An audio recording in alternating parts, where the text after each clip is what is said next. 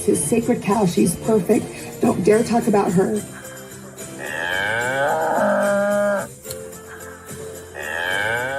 No, I don't.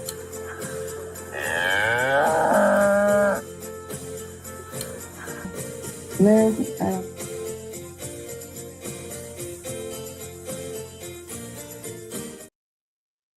Hello, sister friends.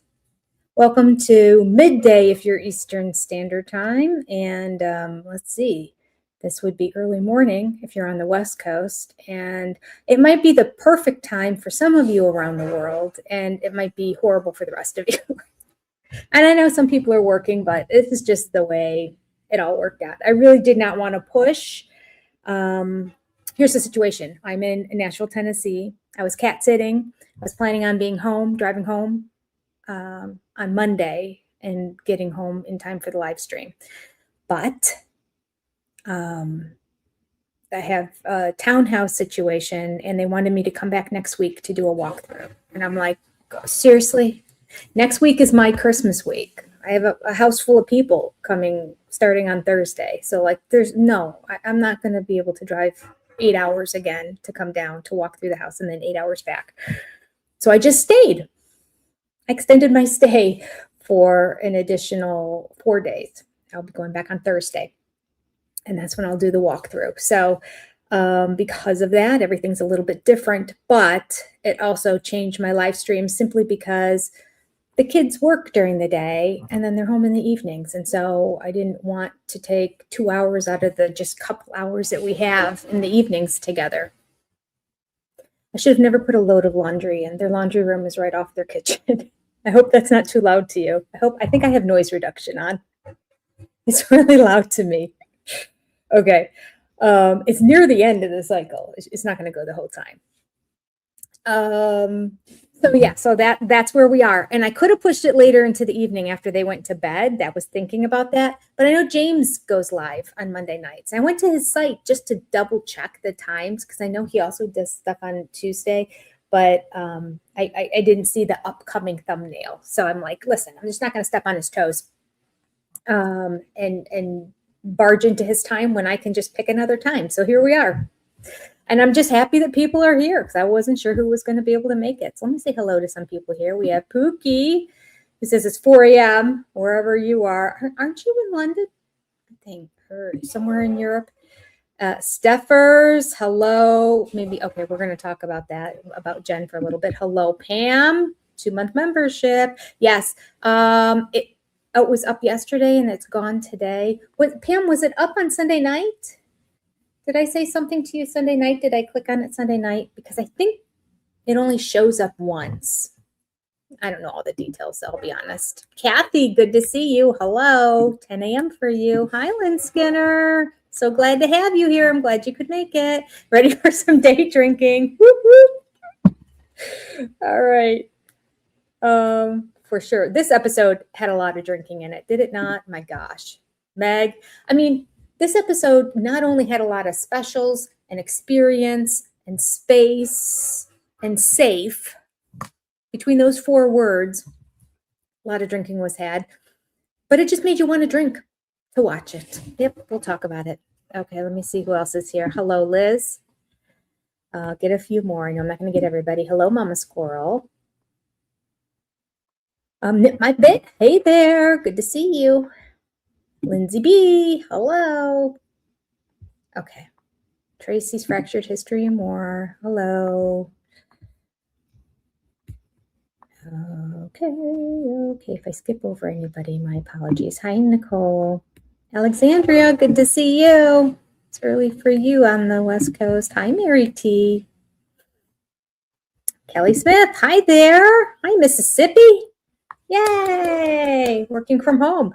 Oh, let me distract you from getting your work done, though. Steph, hi there. Okay, Shannon Lindsay, hello and good morning. Morning where you are, closer to the East Coast. Tracy Taylor, hello. Shh, I'm telling nobody, Tracy. Don't worry about it. Mum's the word. Mum's the word. I think a lot of people are tuning in while they're at work. I know I'm a bad influence. That's what's going down now. There's a lot of new people here. I should alternate and do some on weekdays every now and then to catch all the people who can't do it at night. Hi, Maddie. Hello, Kristen. Made it to your first live. Yes. Hi, Trish. Yes, let's do this. That's right. Crimson Fury. Hello. Yes. Welcome. Welcome. Okay. Kristen, I think I said hello to you. And Peggy. Hello, Wisconsin. Look at all these new people. I love it. Jean is here. Hi, Jean. New member. Yay. Welcome, Jean. Love it. Joyce. Hello, North Carolina. I'm close to you. Close to you where I am right now. Deanna's here. Hello. Oh, snow day in West Virginia. Although you're a retired teacher, so you don't really get the snow day. You have every day is a snow day to you now if you're retired. Oh, you lucky dog. Okay. More of Jenny, not less. Yes, let's do both. We'll do day streams and night streams, and why not? One of these days, I'll just give up everything else and just sit here, and it'll just be us.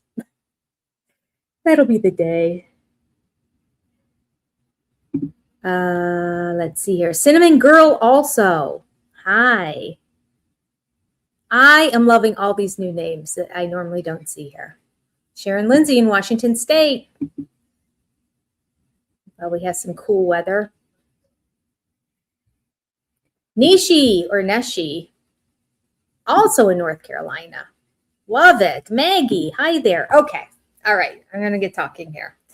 I just got all excited. There's a whole vat of new names that are popping in during the day. Love it. All right. What to talk about? Hi, Rosie.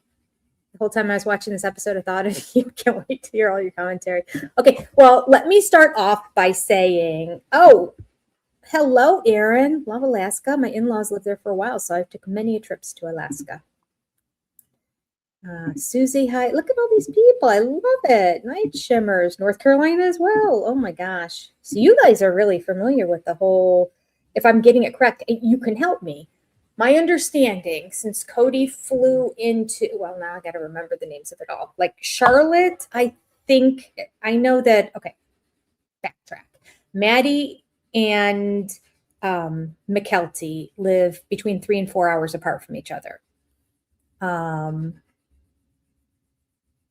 Raleigh is where Cody flew into. And I believe Charlotte, which is a ways away, that's a good 3 hours away from Raleigh anyway, is where McKelty lives. I'm pretty sure, like, correct me if I'm wrong. And then my understanding is that Raleigh is about an hour and a half from, like, Tata Farms area. It's not Chapel Hill. I can't remember the name of the city. But where Maddie lives. But I know Maddie lives within 30 minutes of Tata Farms. She lives fairly close to it. And I looked up where Tata Farms was. I get the name escapes me right now. But it's about whatever the name of the city is. And it's a fairly popular name. It's not unfamiliar. It was about an hour and 25 minutes west of Raleigh. Greenville. Thank you, Joyce. Greenville, yeah. So Greenville seemed like it was about an hour and a half from Raleigh.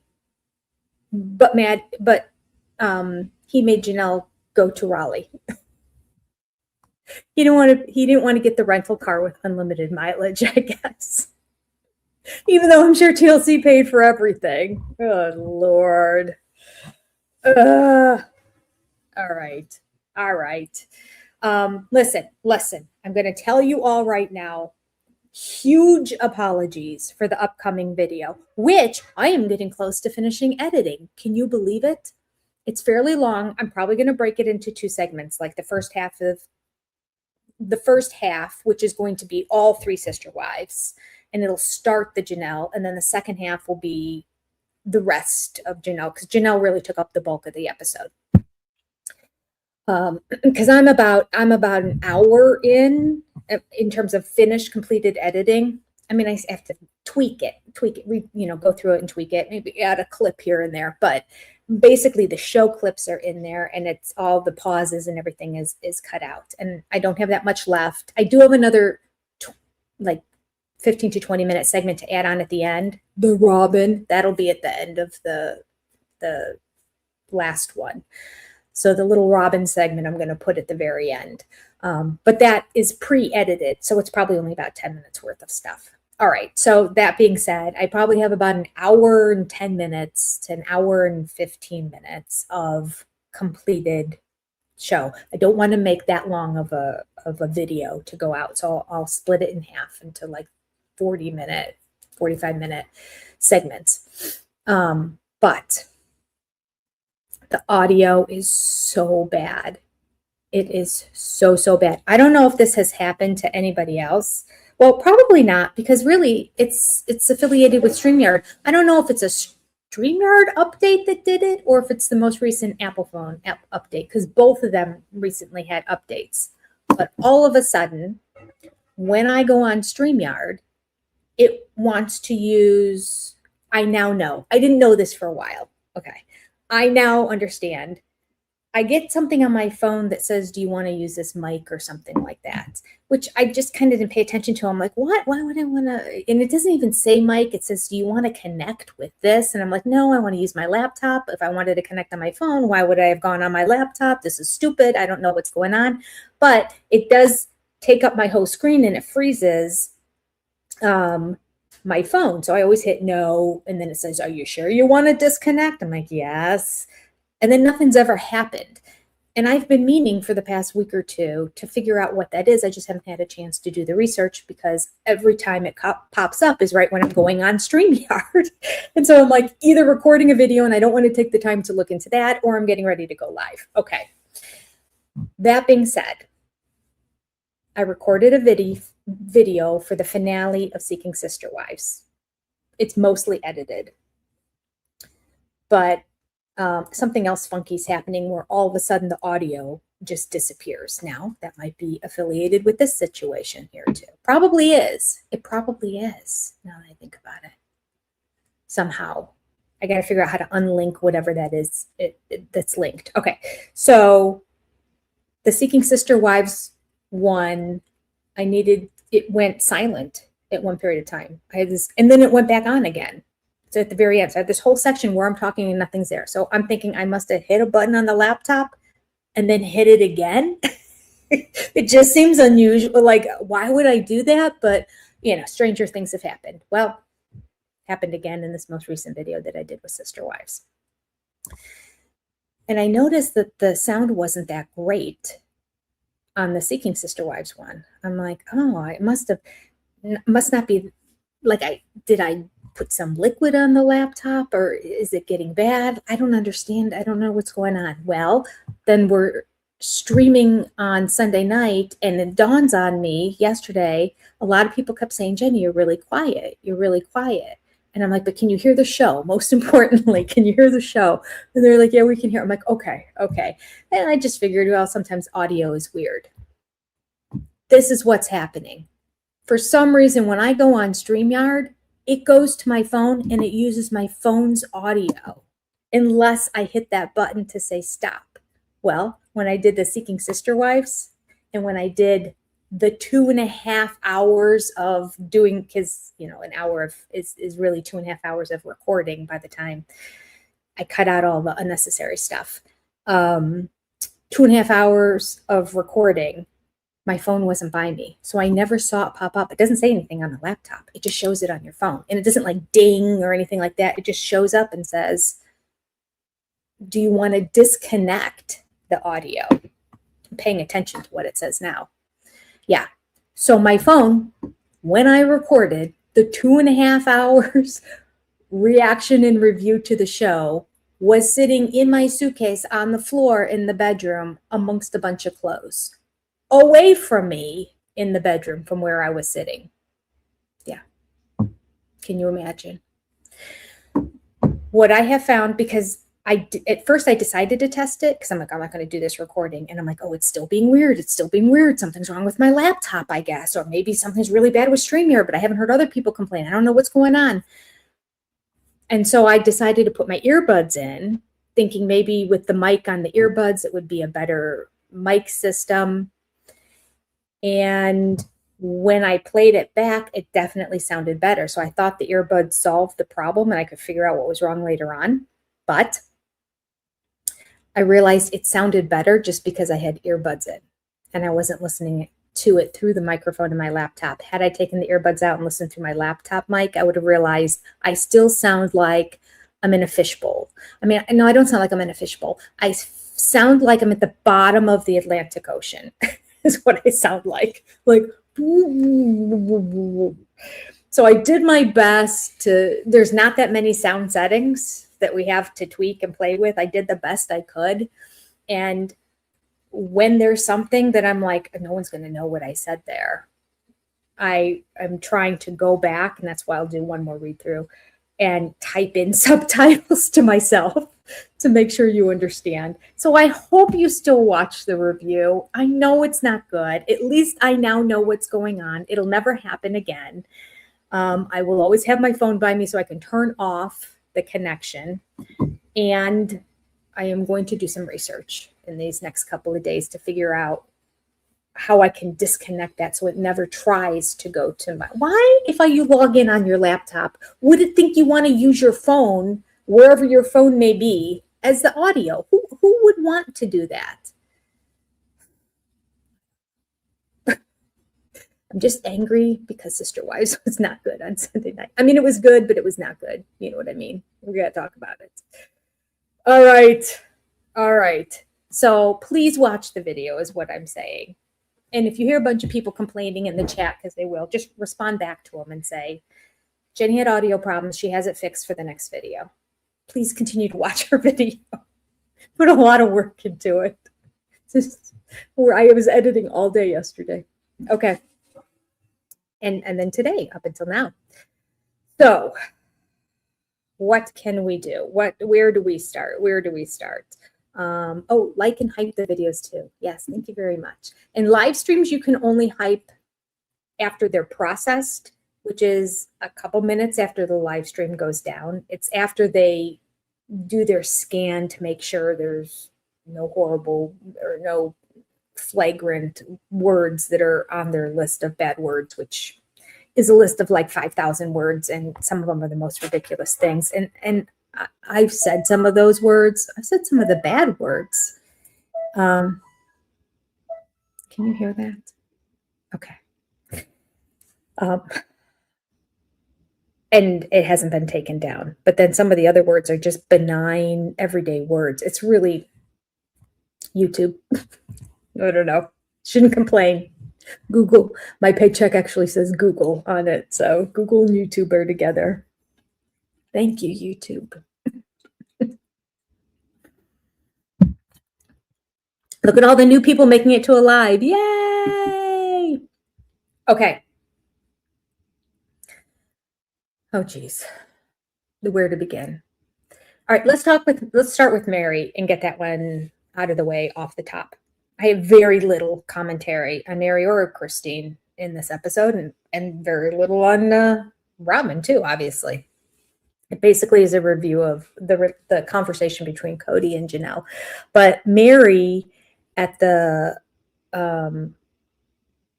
mixer / matchmaking event was frustrating. It started off frustrating because that was frustrating to watch.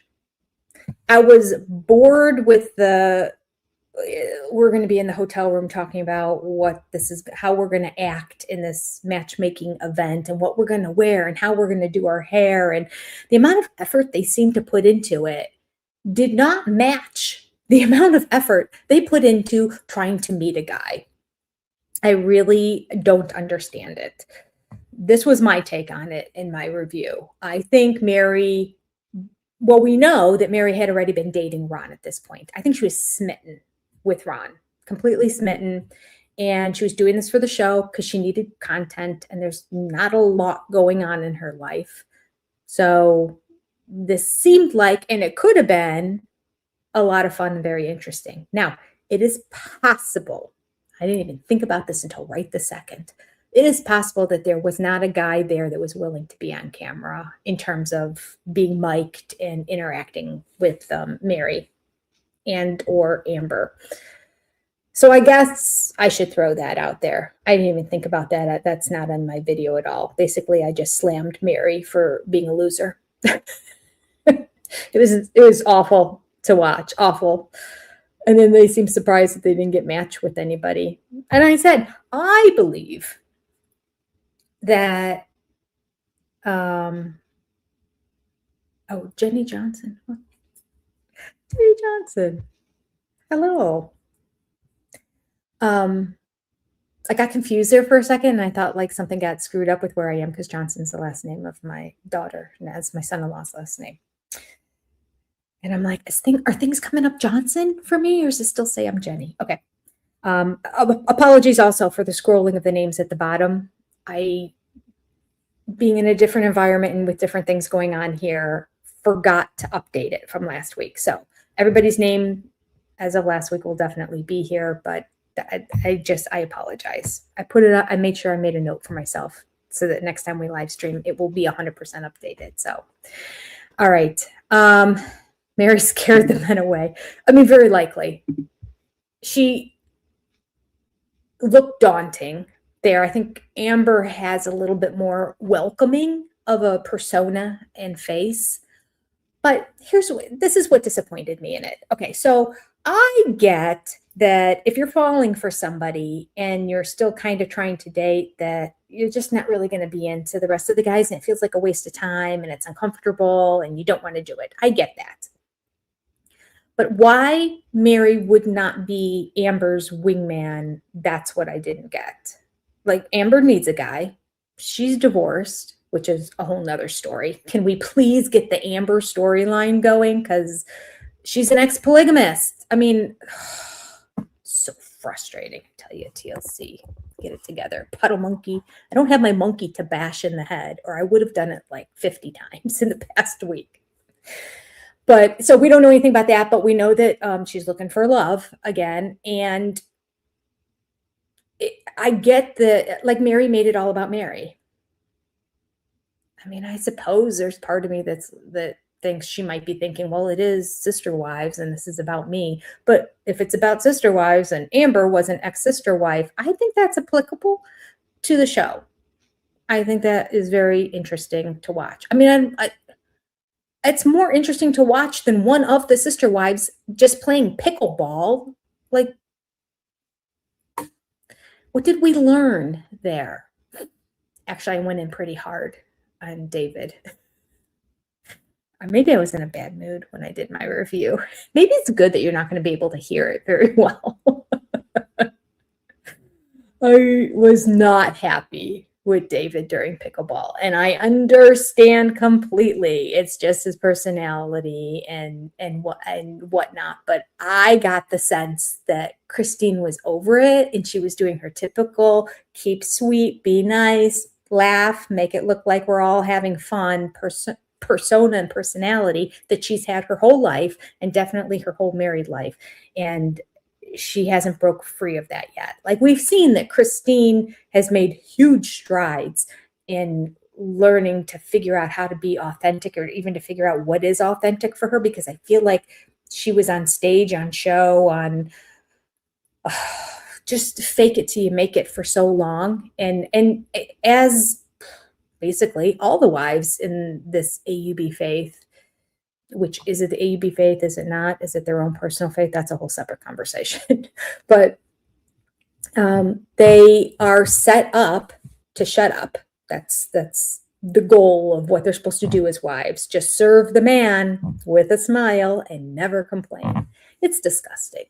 The more I watch the show, the more disgusting polygamy has become to me, especially in these particular faiths. I suppose those that don't do it on a faith basis, that just are willing to sleep with a guy they like, even though he's horny and wants to sleep with many other women, but wants to justify it by calling it polygamy because he doesn't want to be deemed a cheater. I mean, that's how I describe basically a lot of the Seeking Sister Wives relationships, because they make no sense to me. At least a religious background, I can say, well, my parents did it, my grandparents did it, I was raised in it, and therefore I do it too, because it's what I know, and it's what I was told is the way to get into heaven, or the way to get into the best level of heaven, or something along that line. Obviously, I don't know all the details of it. But yeah, so Christine, as I jump from Mary to Christine, but I'll go back to Mary.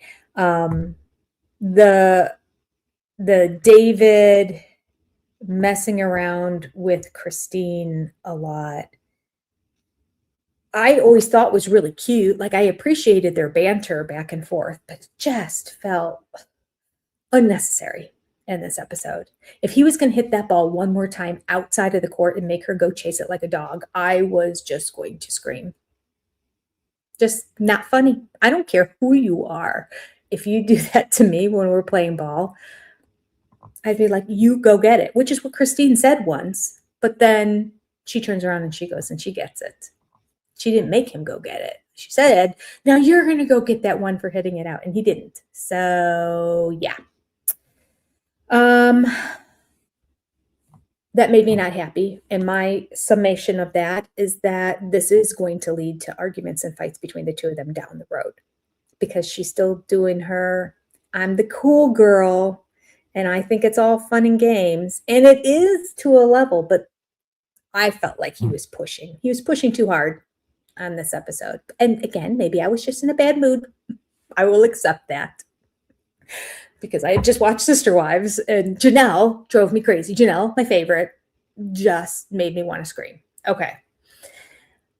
So that's it with Christine. Now, besides the fact that I don't think Christine or Cody understand what an olive branch is. An olive branch is like a sign of peace. It's usually a way of saying, I'm sorry. Do you forgive me? Are we good now? Clearly, Cody didn't get the I'm sorry part of that.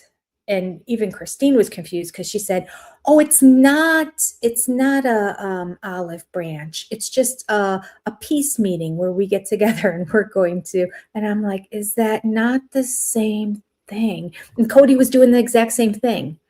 He was like saying what it was, but what it wasn't. And I'm like, in my head, at one point, I ended up cutting it out because it was too long and it was kind of muffled at that point. I'm like, it doesn't matter. People don't need to hear me ramble on and do my research into what is extending an olive branch, because I started losing my mind, and he's like gaslighting me, thinking I'm crazy. I thought I knew what extending an olive branch was, but I'm starting to think I don't, because this family is saying, oh, it's not this, it's this, which is the exact same thing. And I'm like, what are we talking about? So anyway, I cut that whole segment out about researching it, but I was right. I was right. And I still don't really understand what they think it is. That would have been a good follow-up from the producers. So explain to me, if it's not getting together to make peace, and if it's not an apology per se, what is extending the olive branch? Now, that being said, I do understand that sometimes you are the person who's done nothing wrong, but you have animosity and tension with somebody. So you decide, listen, I'm going to be the bigger person. I'm going to extend the olive branch. I'm going to say, let's talk this through, or let's just let bygones be bygones. That's what I think Cody thinks extending an olive branch is, actually. I think it's literally him saying, I'm coming to you to say, can we just forget everything that happened and pretend like it didn't happen, which is what he's done his whole life anyway. So if that's the case, then he lives with extended olive branches, because he always wants time to just pass and everything's going to be okay. Remember, he said that about 5 years ago with his kids. It's only gotten worse. According to him, he only speaks to 5 of them. Wouldn't it be funny if he was talking about Robin's kids when he said he talks to 5 of them and he actually didn't talk to any of them at the time? But I don't think that's the case, because I think Logan and Aspen really go out of their way to maintain a relationship with Cody. All right.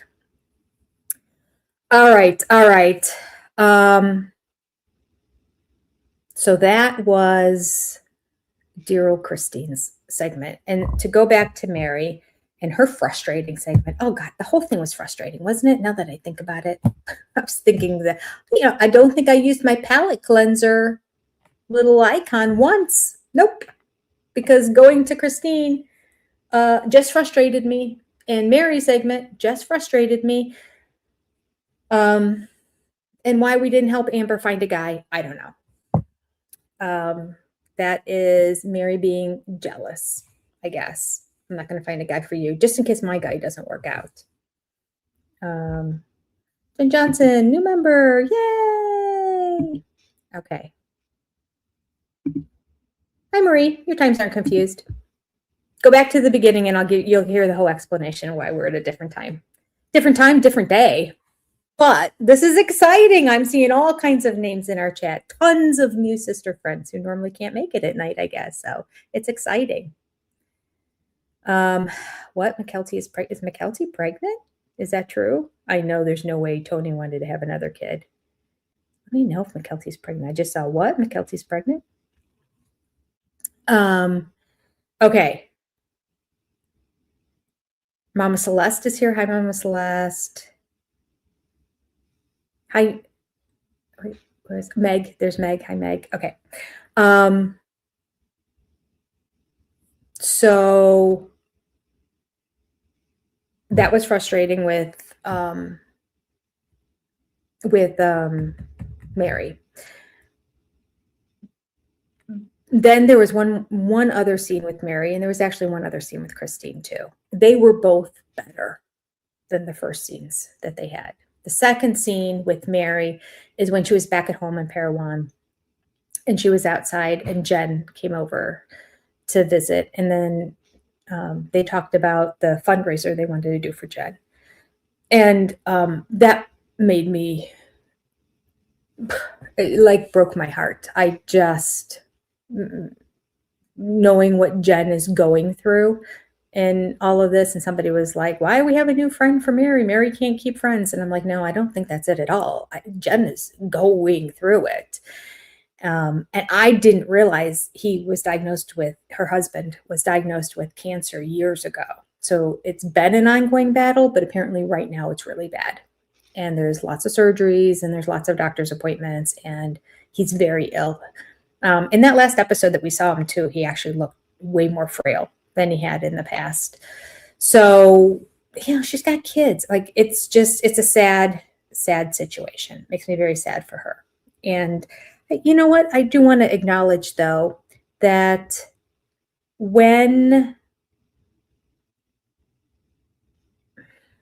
let's see,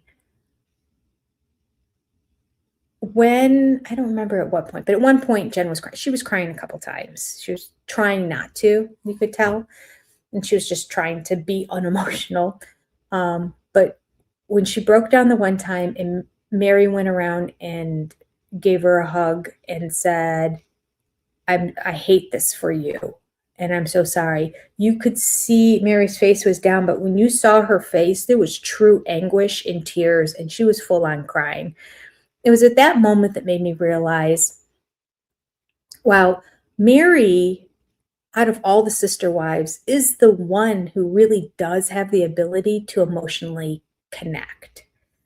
And possibly that deep level of emotion is what betrayed her in her past, and how she used it for bad instead of good, and got overtly aggressive and angry and whatnot. I don't know all the details, but apparently she wasn't the easiest person to live with, per her words as well. But she's the one that was the most emotional during the Garrison episodes, talking about him.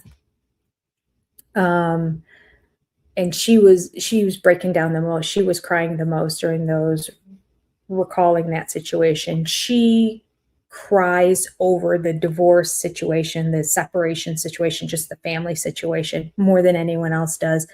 And then here, seeing her like truly empathetically feeling for Jen in this moment made me realize I feel like she has the most potential for success once she works through all her crap. Because it's a good thing to be that emotional as long as it's channeled correctly. And that like gave me hope because Cody only cries for himself. Robin only fake cries for herself. And Christine, we've seen be sad over Garrison. We've seen her cry over Garrison and Janelle as well. But other than that, like there's no other situation, I mean, which is understandable. I feel like they're more emotionally closed off. I think Janelle is just more shy and reserved. And as she admitted in this last episode, she, for many years, just decided to play along to get along and blocked her own emotions and her own feeling to get through and just survive in the family situation that they had. Now, Christine did the opposite. She was the overt extrovert. I'm going to cover it up with my smiles and my humor and pretend like everything is okay. And I think both of those were so much more detrimental to them coming out on the other side. Like I think it appears to me that it's harder to chip away the habit of that after decades of being like that to just find your genuine, calm, everyday self. Who is the real Janelle inside there? Who is the real Christine inside there? But we are seeing bits of it. So I agree with that. Okay.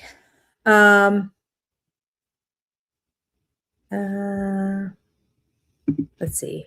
Crimson Fury said, I hadn't realized that Mary and Grody's relationship was so short pre-marriage. Yeah, that put a whole new spin on why Mary was so mean and jealous towards the other wives in the early years. Yeah. It was very short. She didn't know him for very long. She just got into the marriage. And then wasn't it a year later that Janelle was there? I think it was within a year that Janelle was there. Yeah. Tomato Berry, hello. Love all you new people who are joining us at this unusual time to live stream. I really like Mary. I think the fact that she has such long-standing friends does say something about her. I kind of agree with that. There hasn't been a Mary friend on the show yet. I'm racking my brain. I'm squinting my eyes like I'm Cody Brown. Trying to think, but I don't think there's one friend of hers that I didn't like. I think I like them all. They all seem down to earth. They all seem cool. They all seem like they had a smart head on their shoulders. They all seem to know the situation with Cody better than Mary did. And if she's had all those friends for that long, boy, she's been hearing it from people in terms of, what are you doing, girlfriend? Are you sure? All right. I know we've been saying it. She said people have been saying it to her, but I don't know.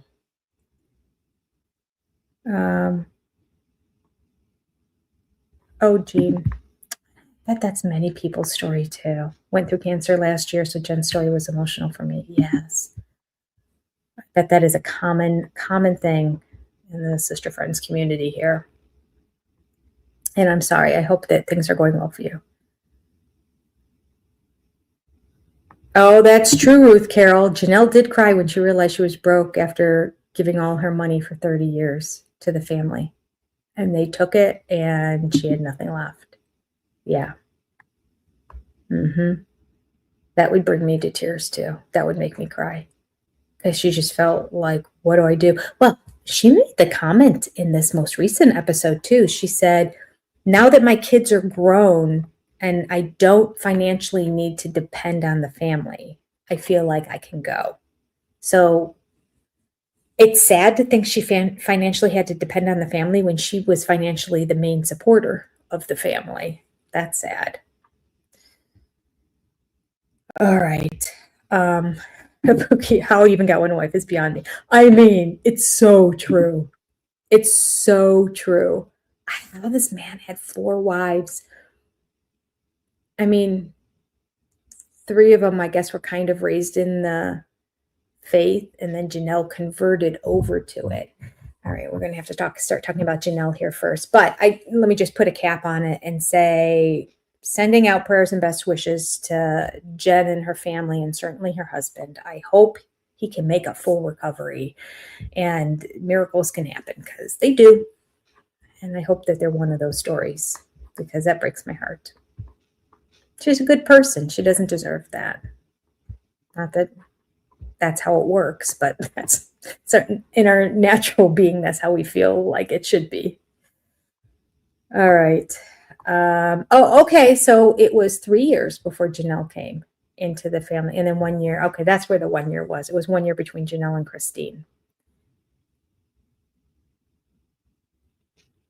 So Mary was married. So it was 1 year of apparently hell, and then Christine came, because they said, even Cody said after Christine came, it made everything better in the family. Yeah, that's really interesting. So Mary was married for 3 years and still didn't have a baby yet. So she was really dealing with fertility issues. I bet that was a huge part of Mary's jealousy. Oh gosh, it has to be.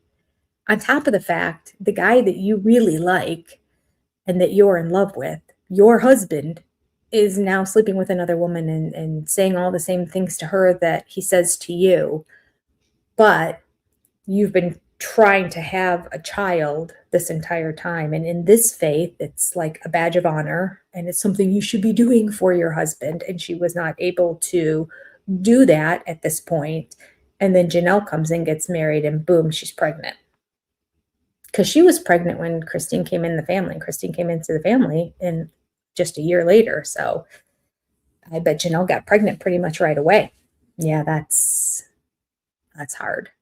And they were ill-equipped to deal with it. Clearly, this faith does not have proper counseling. Well, how could you? Because the whole thing's messed up. Who's going to counsel you as to how to do it right when the whole thing is just effed up? It's a mess.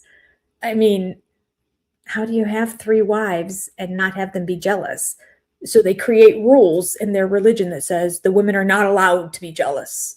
And if you act like you are jealous, then that takes you one step away from God. If you want to get closer to God, then you just feel those feelings and then put them in a little box and pretend like they never happened. It's a very unhealthy faith. It really is. Oh gosh, I still stand by the fact the only people who are successful in it are people who either are hiding a hidden desire sexually for a different gender, and they don't want anyone to know about it, so they're going through the motions. So they're more than happy that this guy is sleeping with the other women. In fact, probably make sure that the night that they're supposed to come to their house, they're busy doing something. Go, just skip me. Go back. I just think it's that, or it's just women who just don't emotionally connect for whatever reason. And so they're like, yeah, whatever. Okay.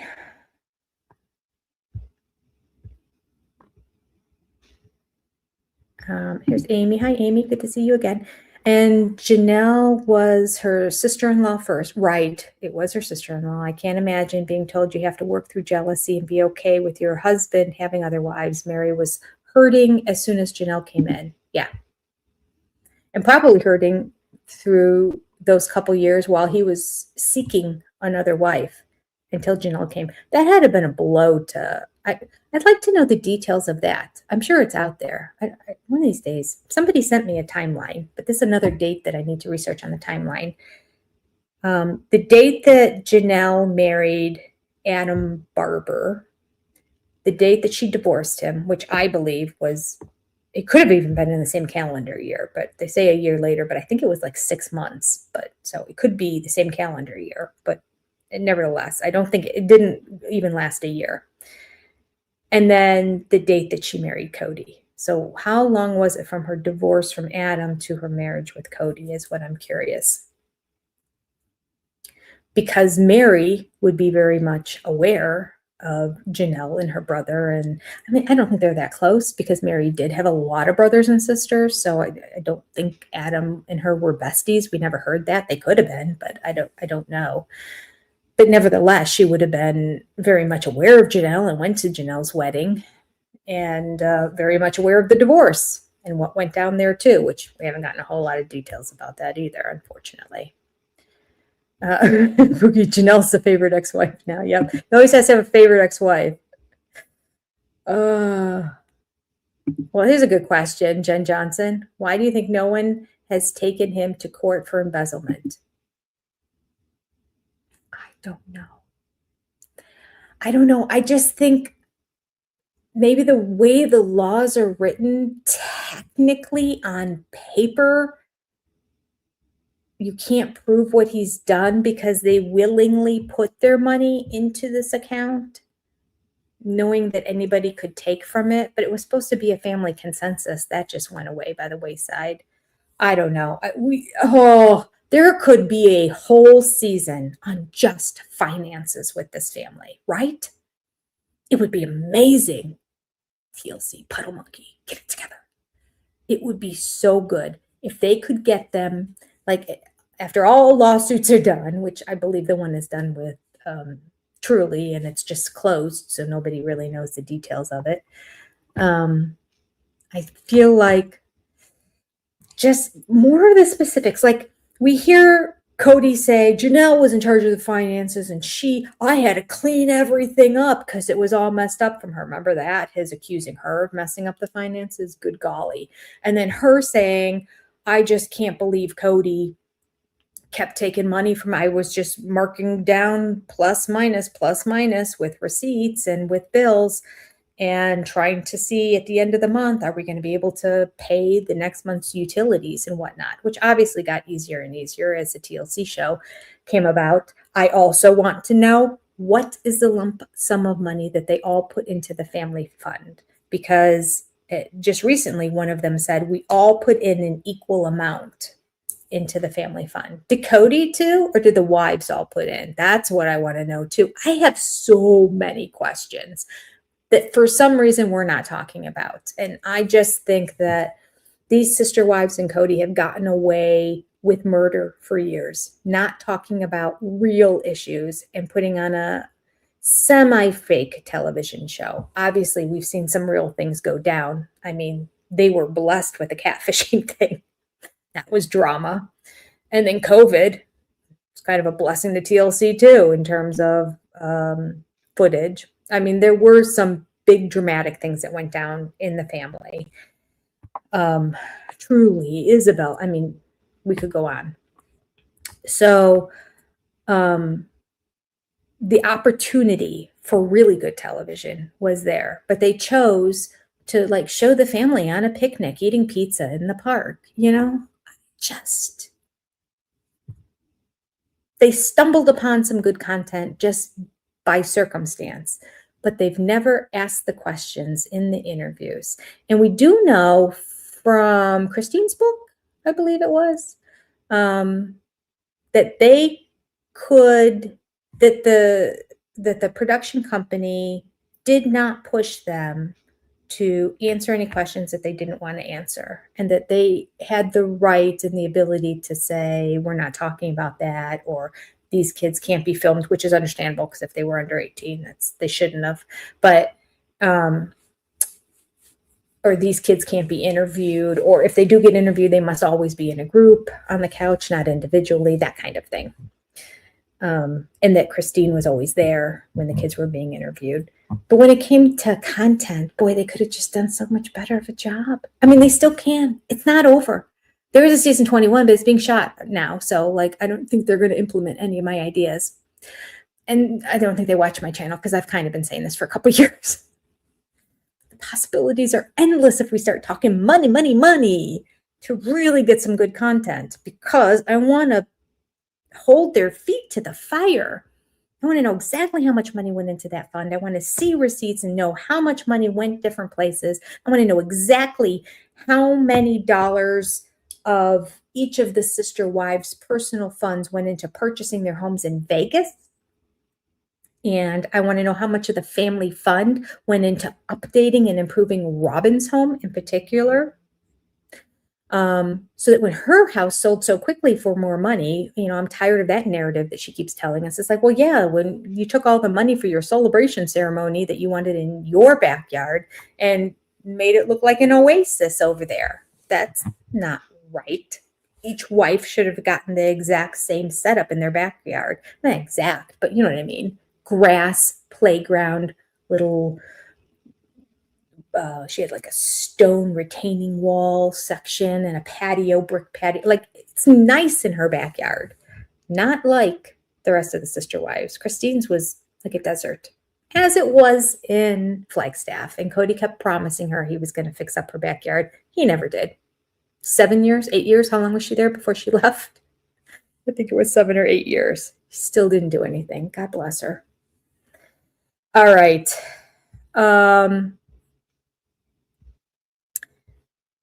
So we're going to get to Janelle here now. Let me change the banner, and we're going to go to SOS exclusive supporters continued, the ones that weren't in the previous one, and then our big supporters as well. Thank you all. Okay, back to the comments.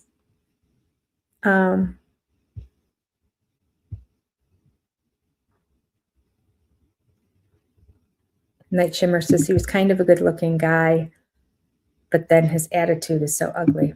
Yes. When he was young, I could see how they were smitten by him. He had a big smile with normal teeth.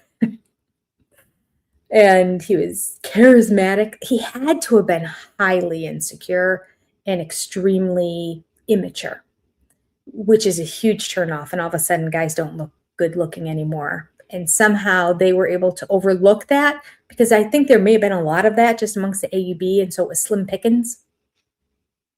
They probably could have gone around the country and found some other guy who was like, okay, I'll take another wife if you want me to. But I got to think about it. My husband actually joked once years ago. I made some sort of joke about, well, that was your other wife. Like, I don't know what it was. Like, he couldn't figure out what a receipt was for or something. And I'm like, oh, that's when you bought chocolates for that other wife of yours, or for the girlfriend or something like that. I don't know. I made some sort of joke like that. And I remember him going, oh my gosh, I can barely handle you. I don't know. I don't know how guys can have somebody on the side and a wife at the same time. It's just way too much work. And it is for my husband. But so there are going to be guys that are like, polygamy? I don't think so. But I think a lot of guys would be like, but all right. Because if you do it the way Cody does it, where you're not really responsible financially for supporting everybody, and you're not responsible for doing any chores or upkeep on anything, even cars, which is usually the thing that defaults to the guys in the family, doesn't take care of that. All his wives. Although did we ever see the convertible car blow a tire? Actually, yes. But I don't know if it was because, yeah. I think when they were going down to Vegas, Robin was in the convertible car and something happened to it, and she had to get out and go into one of the other vehicles. So yeah, he didn't even take care of his own car. I was going to say he took care of his, but not the other wives, but he didn't take care of anything. All right.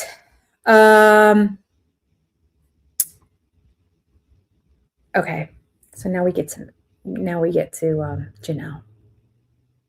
Now, I know a lot of people are giving Janelle some grace, and a lot of other people are giving her a real hard time.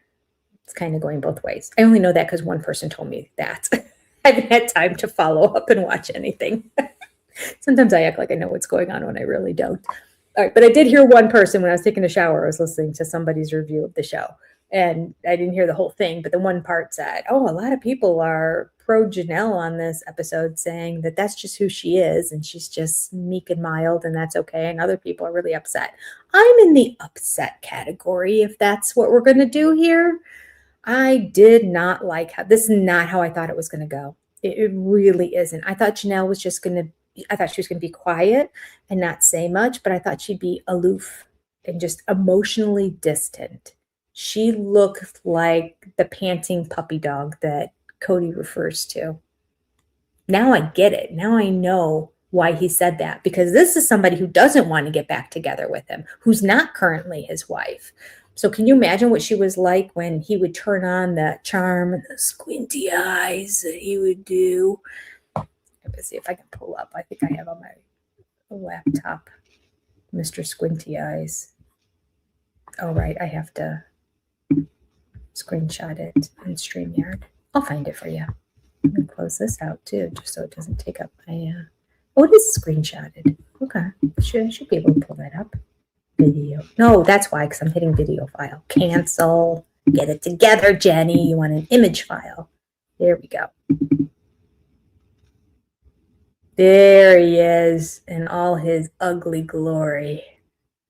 He was doing this so much while he was talking to. These are his bedroom eyes.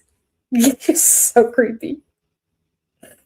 He was laying it on so thick that even Janelle was saying, wow. Try this. Oh. There we go. Even Janelle was saying, I feel like I felt like he was maybe going to ask me to come back to him again. Yeah, we all did.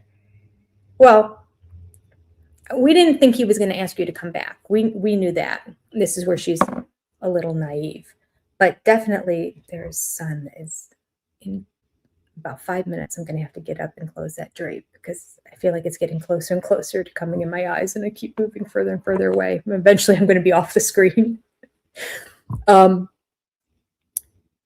He laid it on so thick, and it made me want to gag more and more every time he was doing it. And I could just see him. He started off just being nice. He did I'm going to pull the chair out for Janelle, what he does for Robin all the time, but we've never seen him do for another sister wife. He pulled out the chair for her. Like, okay, we're starting right from the beginning, aren't we? And then, well, we can talk about the horrible level of small talk too. But once he saw her kind of smile and say, oh, no, yeah, I'm glad. Like, she was just smiling about the restaurant she was in, and she was being all positive. He knew he had her because he's the master of manipulation. That is what this faith is. You have to manipulate your wives to be subservient and to be silent and to not share their emotions and to just serve you. That's manipulation. And he's been so good at it. We've been watching for all these years. We missed the whole first 15 years. I bet that was amazing too. But we saw the last 15 years, and the way he would say to them, it's not right of you to talk about your other sister wife. It's not right for you to compare. Like, he would do something for one wife that was significantly better or never do for the other one. And the one that never has it done for them is like, why don't you ever do this for me? Stop comparing relationships. Like, it is just disgusting. The level of manipulation that I think is built right into the faith. Like, I think these are just like bullet points that they get as men in the faith of how to keep your wives under control. Yep. He's the worst. He is the worst. And I just saw somebody write, hope is dangerous. I don't see where it is in the chat because I just saw it on the screen. So it might be further down here at the bottom. Yeah, we could get to that next too. Well, we could jump to that actually because it's a short segment, and then come back to Janelle and just talk about Janelle until we end, because she's really the rest of the show. But his level of thinking he is all that is kind of funny. I wish I could see it more in a ha-ha light when I was doing my review and watching it, but I couldn't. It was as if he was attempting to do that to me, and I just wanted to put up a brick wall and go, ew, leave, go, get away.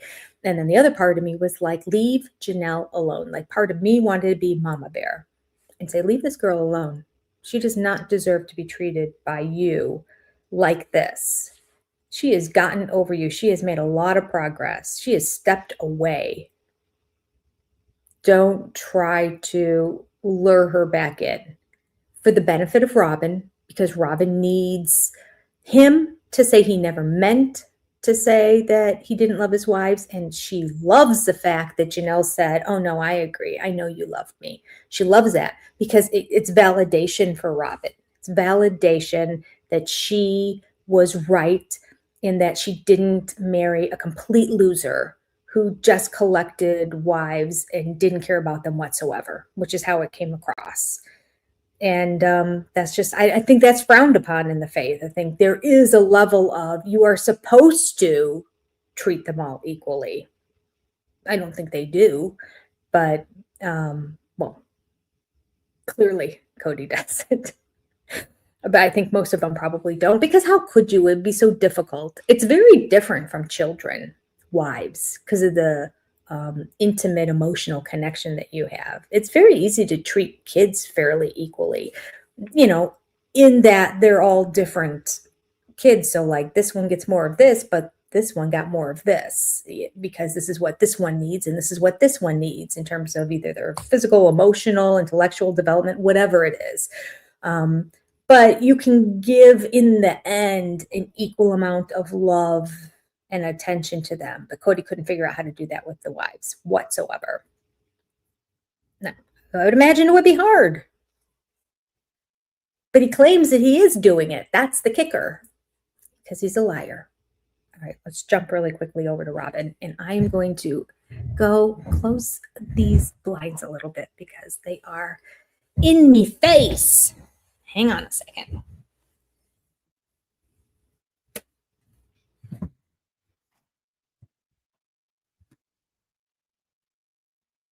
Okay.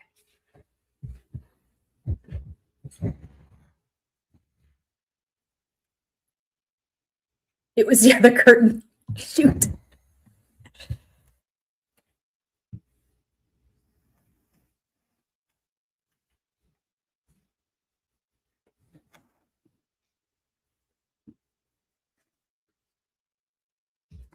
Okay. My apologies.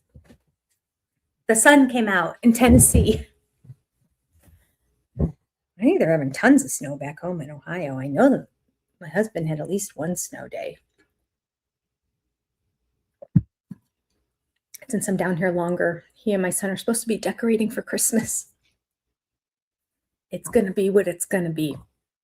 I was down here for the first 5 days and I texted to remind them. And I'm like, hi, how are the Christmas decorations going? And my husband sent me a picture. I'll show you it.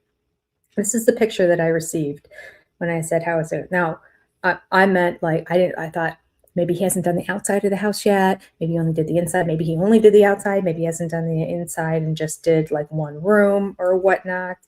No, the only thing that was done 5 days after I left is this, the tree. Now, I just want you to know that, well, there's no skirt under the tree. There's no ornaments on the tree. There's no bows on the tree. There's no decorations on the tree. The tree comes in 3 sections. It's pre-lit. All you do is put one section in and the other section in. Done. It's like a 10-minute job. 5 days. 5 days. I'm very curious what it's going to look like. I will be gone for a solid 2 weeks. Yeah, I'll be gone for a solid 2 weeks. Please, could the house be decorated? I pray. I did text my son separately and go, hey, can you help out your dad? It'd really be a big favor to your mom if you decorate for Christmas while I'm gone. I don't have that many days left when I get home, and there's going to be so much other stuff I need to do, i.e. clean. 2 boys left to their own vices. Nothing's gotten clean since I've been gone. I need to do a full house deep clean. Okay. All right.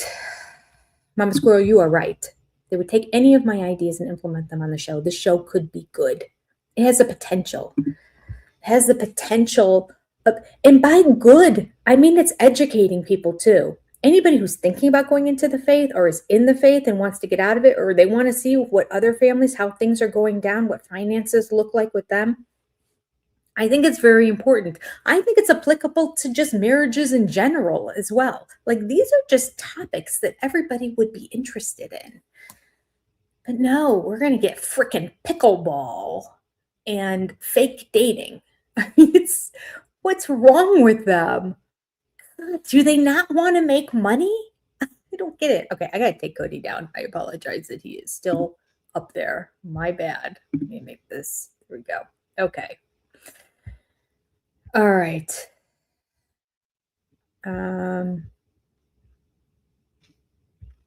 So let's talk Moo. Moo Cow showed up for just a hot second, right? She was asked one question. That's it. Uno pregunta. And she managed to take a situation that she has longed for. And that's all we heard about for 15 years. How much she loves the family, how she wished the family was closer. And then eventually, 4 years ago, how devastated she is that Christine and Cody are getting a divorce. Like, oh, how it affected Robin. How can I go on? This is not how I thought it was. Was it all a lie the whole time? I mean, I thought this was a loving family. I don't get it. What have I done? You guys promised me something and didn't deliver on it. Like, oh, yay. She's the victim in somebody else's divorce. And then it went again with Janelle. And then again with Mary. This is the worst thing in the world. I've always wanted to be a polygamist. I was promised a polygamous family when I came here. I don't know why we can't work this out. She was very angry at Cody, quite frankly, as well. I'm not saying she was only mad at the OG3. The bottom line is she was mad at whoever she needed to be mad at so she could be the victim in the situation. That's what went down. So it's horrible. And now we've listened to 2 full years of her saying, I don't know if I want another sister wife. I'm not sure if I want monogamy. Blah, blah, blah, blah. I'm not going to replay it all because we've heard so much of it on the show. So here, on a silver platter, she is served from the producers. What if one of these wives wanted to come back? Now, she knows that the producers are interviewing all the wives. She doesn't know what they're saying. She also knows that Cody's gone to meet with Janelle, and he probably came back and said, yeah, it went really well. Yeah, it was great. It went really well.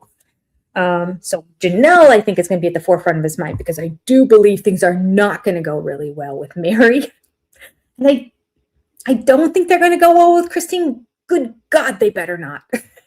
She better not let him off the hook because right now she's not letting him off the hook in the pre-interview stuff. Janelle at the beginning was like, oh, I'm really curious. I'm like, why are you curious, Janelle? Don't be curious. No, stop. Out of your life. I know, just the 2 of us. I think she was excited because Robin's always there and Janelle hates Robin. I think Janelle hates Robin more than Christine hates Robin. So Janelle never liked Robin. And I think it started from her coming in the family with debt and never working.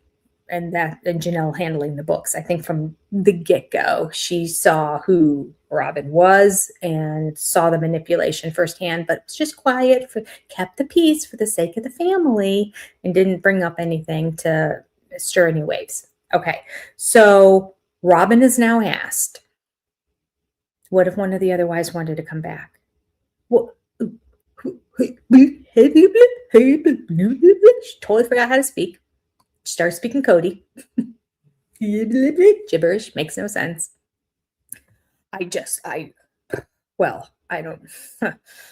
know. She did not know what to say because here's your dream you said you always wanted. And she has got to be thinking in the back of her mind, oh gosh, there's a chance Janelle might want to come back. Janelle was her biggest rival of it all. She hated Christine the most because the kids all liked Christine. But Janelle was her rival in terms of attention and love from Cody. So, and intellect and the fact that Janelle would handle the books. And so Robin was ousted. There's no way she could hide the amount of money that she was taking in because Janelle was the one that would keep track of where all the money went. So Janelle was aware she's not sharing anything with us other than assets. That was the most we've ever gotten out of her. Cody has all these assets. All the money's going to assets, like art and this and that. Like that was the details that we've gotten on finances from Janelle. And the fact she'd have to drink a whole bottle of wine every time she had to do she didn't do the taxes, but she got the paperwork together for the tax guy every year. I'd like to talk to the tax guy, wouldn't you? Ooh, that would be good. That would be good. Yeah. So here we go. I am sorry. I'm going on lots of tangents, lots of ideas in my head. So I'm more awake because it's not nighttime. Normally I'm fried by the end of the night. And then I go live stream and I'm like, where am I?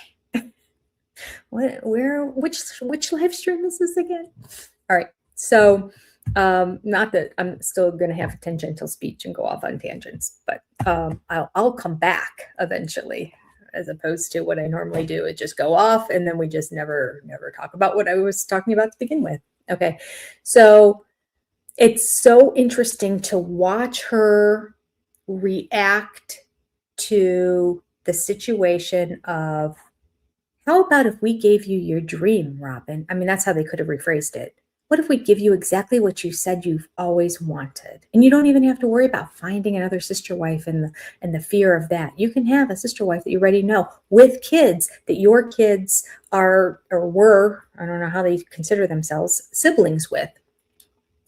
What if we did that? What if that could happen? And she cannot bring herself to say, wow, that's a dream come true. That's what I've always wanted. That's what I've always said I've wanted anyway.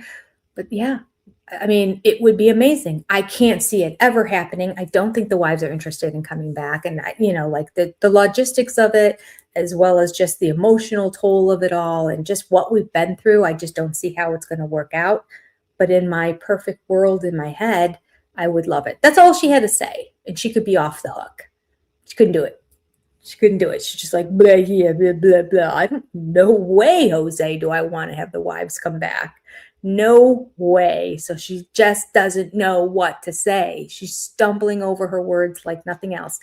And then manages to turn it around and somehow in her perfect life situation that she's been claiming is the one thing she wants more than anything, the whole family together and the wives to not leave. When she's told, what if we could go back and bring part of that back? She makes herself the victim.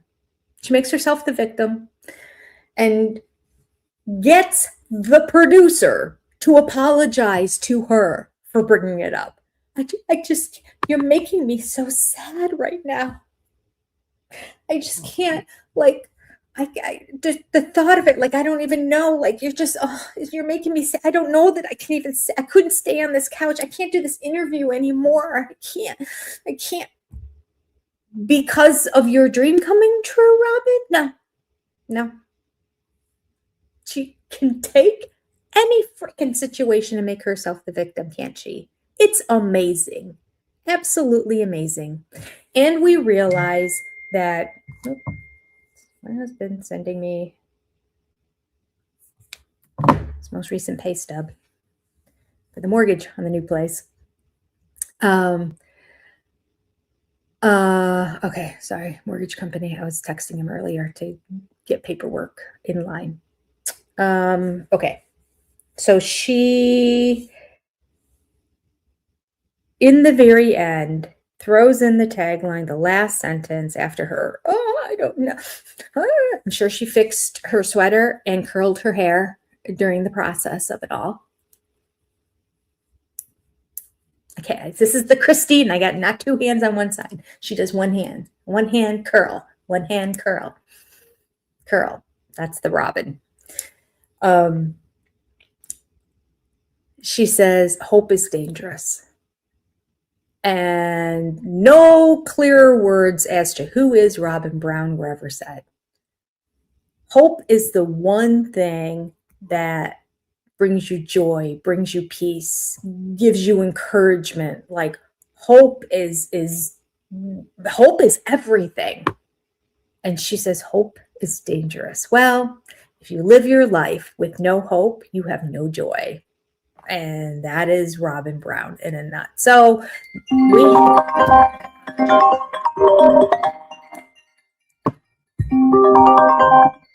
it is ringing on my watch, on my laptop, on my phone, all at the same time. Speaking of which, put my watch back on because it was dying, but I got to get my 13,000 steps in. So at least as my hands are moving around and I'm talking with my hands, it'll calculate a step or two. Get me a little further ahead in the game.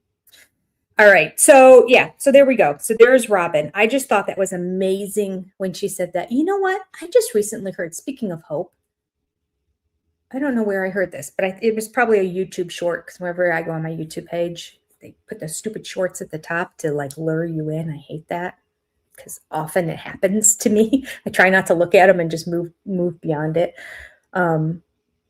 But I think it may have been a YouTube short, and it was somebody talking about going to a doctor, and they got a diagnosis that said you only have X amount of months to live. That what they had was terminal. You know, go make yourself comfortable, have a good life. There's nothing else you can do. And then they went to another doctor, and the doctor looked at the charts and the records and did the exam and said, oh, we can work with this. We have options. We have things that we could try. And so the whole point of it, and as it turned out, the person ended up living considerably longer. I think we're still alive at the time, but you know, the 4 months turned into a year and a half, and they were still kicking it. And they were saying, if you ever go to a doctor who gives you no hope, you go to another doctor. That is not what the doctor should do. The doctor should be looking into. Now, obviously, there's sometimes the writing is on the wall.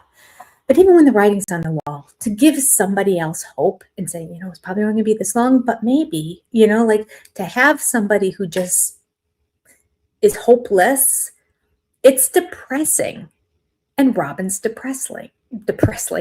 Robin is depressing, isn't she? I mean, it's tough to watch her. It's tough to listen to her. She looks miserable, just miserable. And she does it intentionally because she believes that hope is dangerous. So she chooses to be miserable. Ugh. Okay. No, he did nothing on her yard, but he got a sports car. Yeah. We should go back and count how many sports cars he's actually had, right? Because he started off with the white BMW. He's had a lot of little white convertibles, but they're not all the same one. But I'm not a car person to know enough about, like, a lot of people are like, well, that was then he had now he has a Mercedes, I think. He's had a couple different brands. He's had a lot of Lexus. He had a BMW, I think a Lexus and a Mercedes, all in white. I think they've all been white. White is kind of a girly color. I mean, it's a practical color if you do live in an area that is dirty, because it doesn't show the dirt. It's practical. It saves him money because, you know, he's going to be poor. Maybe you always thought, the next day I might be poor, so I'm going to have a white car, even though it's a convertible.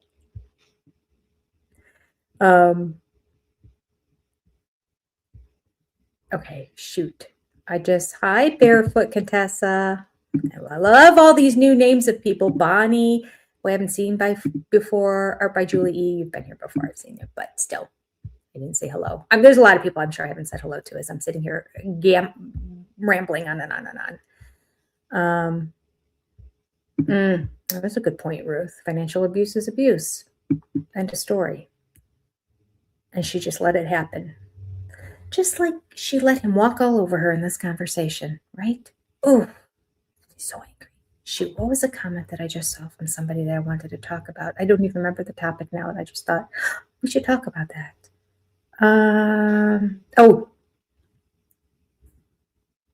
The thing that probably disturbed me the most when it came to, let me go ahead and change the banners again. We're going to go to our keep the lights on level. Okay. The thing that probably disturbed me the most is that Cody, okay, I'm going to go back through it all again, and I'm going to do a separate video, especially because my video is going to be very muffled for those of you who weren't here at the beginning. Bear with me. Respond to everybody in the comments who says this audio is terrible and tell them she knows, she fixed it. It's going to be better next time. Stick with the channel. Don't unsubscribe. Figured it out. I figured it out. So the muffled video that's coming out shortly for you all, because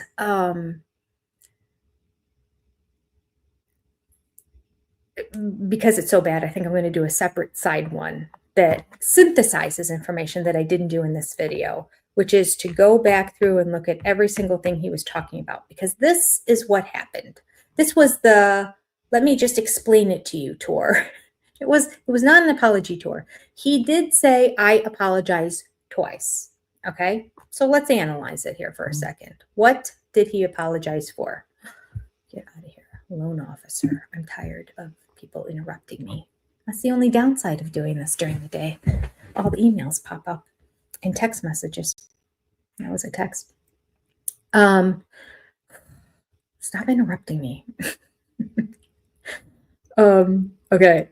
So he said he apologized for getting angry, and I covered in my video. He apologized for getting angry at the breakup of the family. So if we really look at that, he apologized for all he's apologizing for is being angry, but it's almost like he's justifying it because his family broke up. So it's like that implied justified thing, not I'm sorry I got angry because of my jealousy of this, or I'm sorry I'm angry because of my actions. None of he didn't talk about his actions at all, the things that he did. All right. And we're going to get to the kids as well. But he never talked about, I did this wrong and I'm sorry for that. Well, first of all, he never said, I'm sorry. I don't think, I'm going to go back and listen to it again. I do not remember one, I'm sorry. There was, I apologize. Again, removing himself emotionally from the situation and describing what's going on. I apologize for my anger at the breakup of the family. So, because if the 3 wives wouldn't have left him, he wouldn't have been angry. This is the implication that comes with it. If you take it one step further, he stops. But when you think about it, you realize what he's saying is, well, because the 3 of you all left and messed up the whole family, I got angry. But I'll be the big person now. I will apologize for that. I should have been the bigger person, and I should have taken it on the chin and just rose above, even though I was hurt and treated so poorly. It's really a victim sense again. I'm sorry that I was angry, essentially, but it's not an apology. I was not on board with that apology whatsoever. Okay, what was the second one? There was only one other time he really apologized. And he said, I apologize for saying that I never loved you.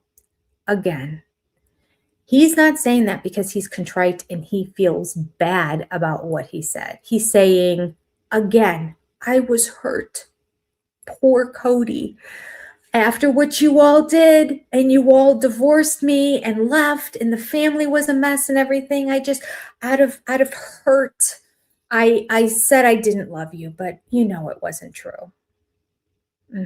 Again, he makes himself the victim in the situation when you really think about what he's saying.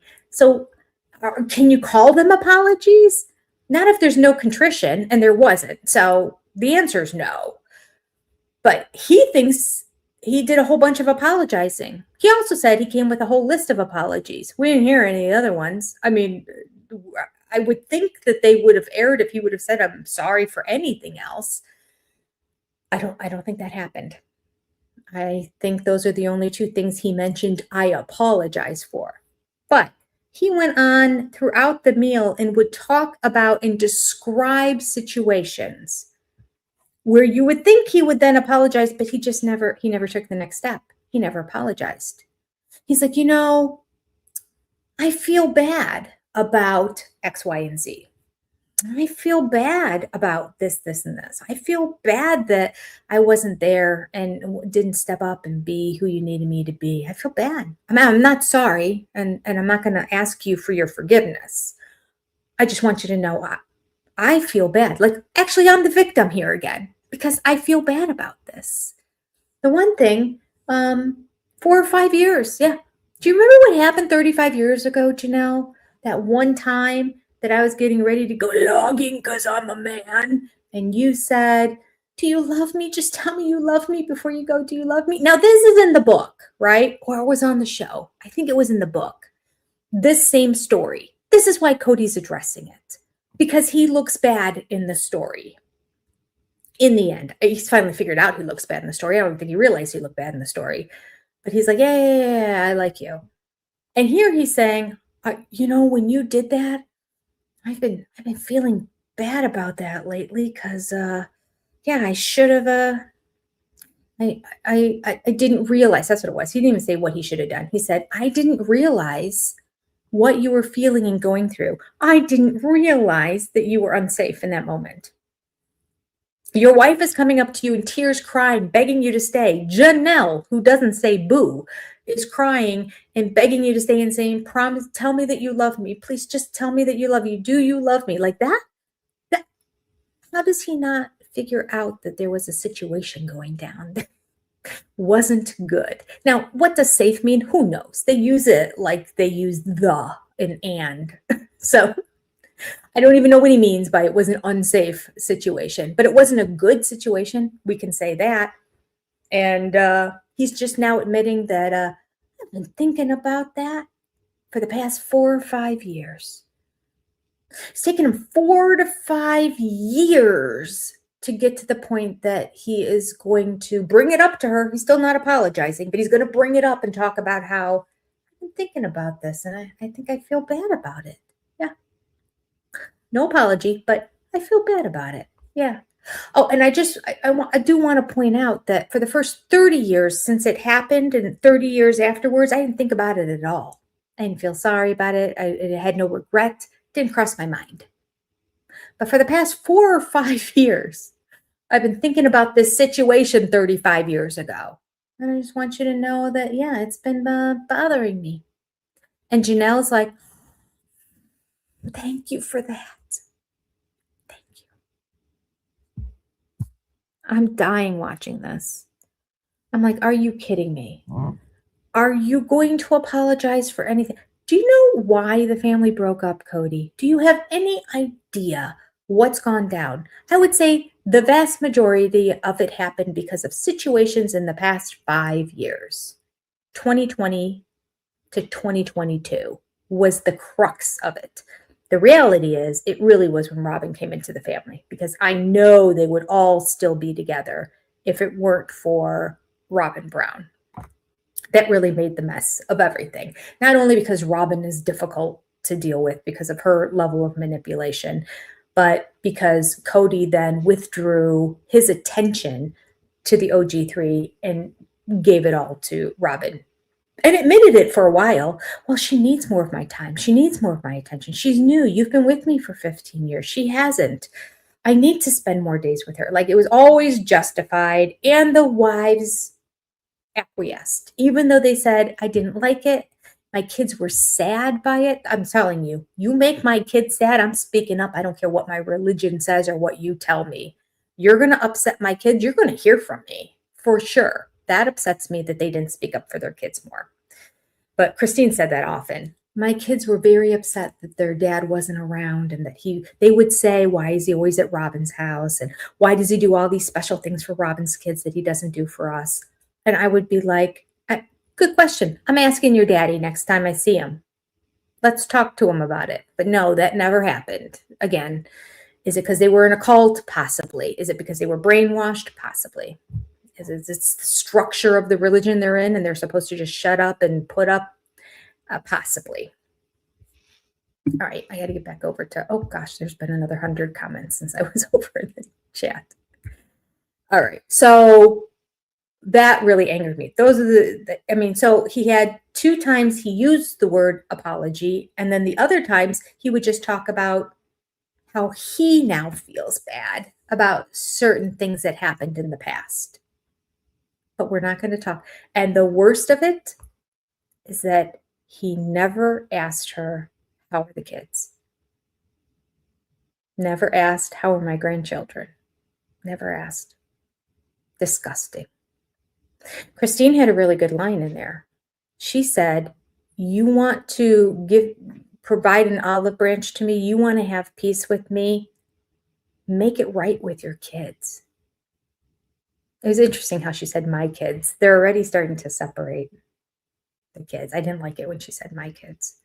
But I guess if she said the kids, he could be like, I am good with some of the kids. So that's probably the angle she was coming from. Oh, how could he have never mentioned the kids? And how can Janelle have never said, do you want to know anything about the children?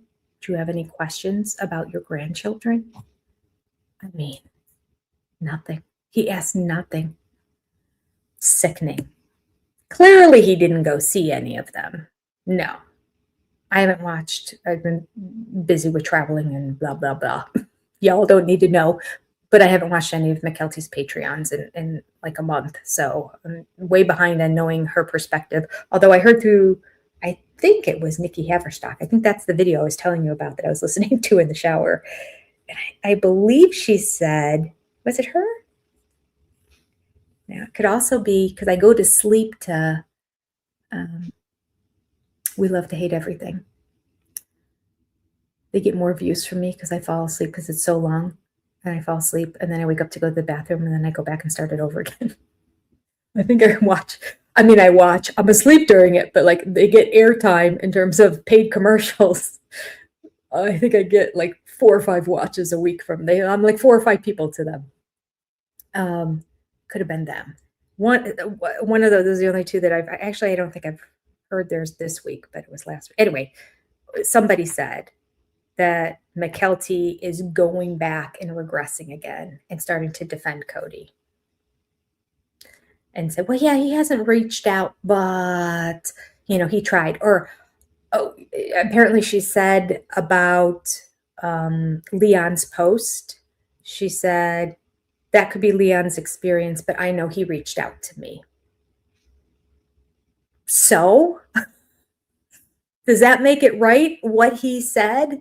He said, I have reached out to all of my children multiple times. All of my children multiple times. So either he's saying, Leon is not my child, and I've reached out to all the rest of them multiple times, or he's just straight up lying and just making something up. I don't know which one's worse. I think the first one's worse, actually. But yeah. And for her to not address that, and for her to just say, well, he reached out to me, is so short-sighted that it disgusts me. No wonder he doesn't want to reach out to them. I'm just kidding. No. I take that back. They're good kids. He needs to be reaching out to them. Amaretto is up in my bed. I'm washing the sheets because she is sleeping on all the pillows and shedding on everything. I didn't wash my sheets. I just washed my pillowcases. I didn't think she would go in the bed, and I took the pillows off because I'm like, don't lay on the pillows when I'm not here. So I put them up against the wall, and with my laundry, I threw the pillowcase. I'm like, at least I'm only here for 2 more nights. What is today? Tuesday? Yeah, I'm only here for 2 more nights. So I'm like, I'll just let them wash the sheets later. And she won't go on the bed. Oh, there she is. Hi, Amaretto. I was talking about you. I don't know if she'll come over here or not. She doesn't. Well, my cats don't listen either. Let's face it. I was going to say she doesn't listen as well as my cats, but they're cats. I went up there to do something, and she was up where my pillow goes in a ball, just curled up, not on top of a pillow or anything, just on the bed, just getting my sheets all full of cat hair. But it's cute that she's sleeping with me because that's a whole different cat since she's been on this rabbit food. She's just her personality, her softness of her fur, her allergies, her over grooming is done, like all of the reasons they put it on her, which they originally put it on her for the over grooming because it was a reaction to like they consider an allergy. Yeah. And I'm like, she's a whole different cat. I kept telling my daughter, I'm like, oh, she's like, I can carry her from one spot to another. She sits on your laps. She didn't sit on my daughter's lap for at least 2 years. Yeah. Maybe she'll come over here. If she comes around here, I'll tell her to come up on my lap, which is she's not allowed to do, but don't tell my daughter.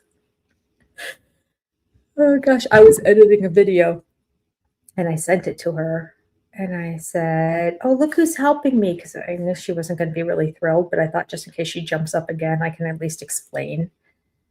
I'm like, look who's helping me, because I had sent her other pictures of her on my lap while I'm trying to edit. It's hard with the cat between you and your laptop because I have a laptop table that I can put on my bed if my cats want to hang out with me.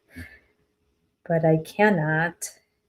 So I sent this picture to her and I'm sitting kind of at this table that I'm at right now. And I'm editing and she's on my lap helping me out. And my daughter wrote back and said, that's cute. Don't let her do it again. All right. Oh, she's behind the curtain. She loves it when the sun comes out. That heat from the window. And they have like a darkening curtain so it keeps the heat in that area. That's where she is. All right. I don't know if she's going to come here or not. All right. Okay. Tangent away, Jenny. Thanks, Stacy. Oh, my life is tangents. Robin's spirit animal is a sloth. So true. Or Eeyore. If it's a cartoon character, it's Eeyore. If it's a spirit animal, it's a sloth. Oh, gosh. All right. I'm trying to think what, I know I had taken notes earlier when I was editing, but I'm like, what could I talk about?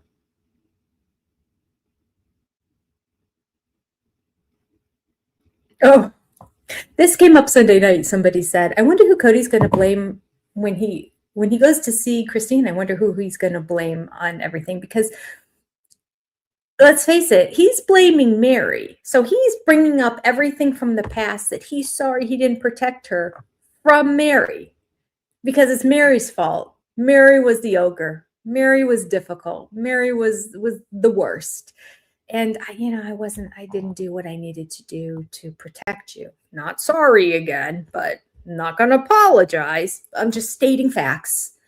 I didn't do it. And all these situations he's talking about how difficult Janelle's life was nothing to do with Robin, of course.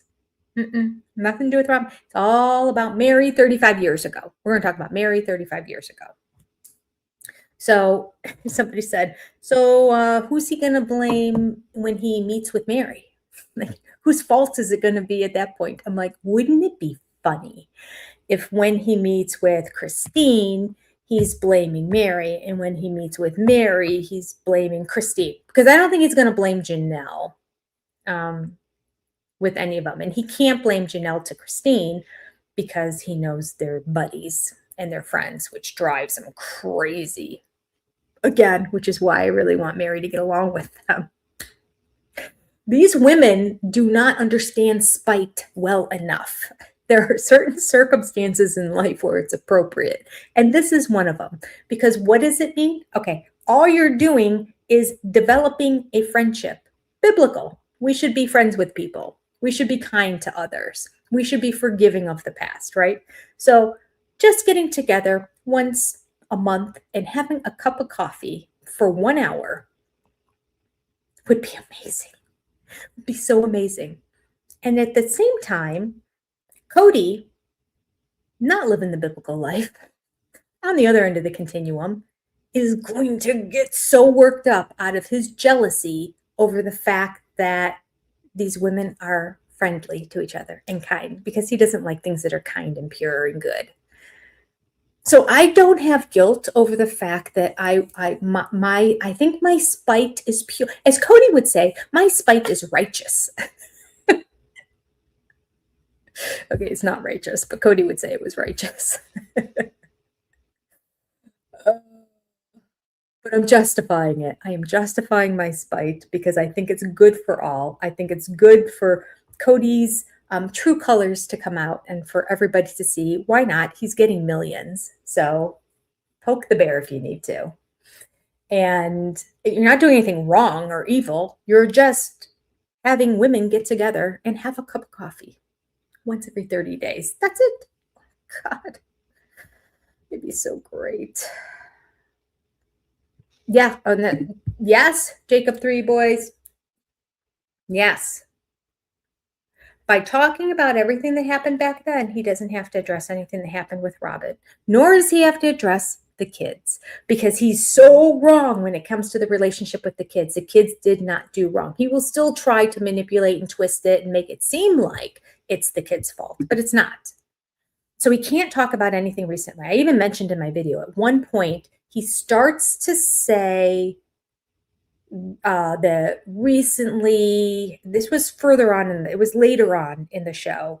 And he kind of brought up again that, recently, he said he was angry right at the beginning, but later on he said something else similar to it. I can't remember exactly, but we'll say something to the effect of, yeah, I'm disappointed in myself that I didn't handle things right. And I let my anger control me when I was upset with situations and whatnot. And Janelle doesn't get a word out before he goes, especially with the wives and the divorces. So right away, he's taking a topic that could very easily relate to the fact that back at home where Janelle lives is Maddie, who is not talking to him, and the grandkids who don't know him. That's happening in current time as she's sitting in this restaurant. That's going down over there. So it's very topical to talk about the kids and the relationships. But no, he twists, he starts to talk about how bad he feels, poor Cody.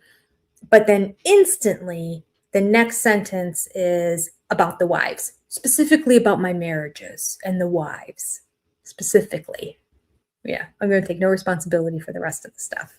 So yeah, this was he manipulated her in such a masterful way that it's beyond disgusting. And I'm disappointed in Janelle because I thought that she was attuned to this, but I don't think she is. I don't think she truly understands. I don't think she's done the deep dives that I've done with Dr. Romani and the other people on YouTube when it comes to narcissism. Because she just made the comment, I think some people call it narcissism. Remember that? It was in the interviews. I don't know if it was this most recent one or the one before. It may have been this most recent one when they were doing the one-on-ones at the end. And she's like, well, when you act like, I think they call it a narcissist. I don't know. I can't diagnose them. But so she kind of gingerly tapped over it like somebody's informed her. Here are the characteristics of a narcissist. Do you think this might sound like your husband or now ex-husband? So she knows a little bit about it. I don't think she knows enough. I think the more she would go into it, the more of a deep dive she would do, the more connections she would make. And she would be like, oh my gosh, this is what's happened.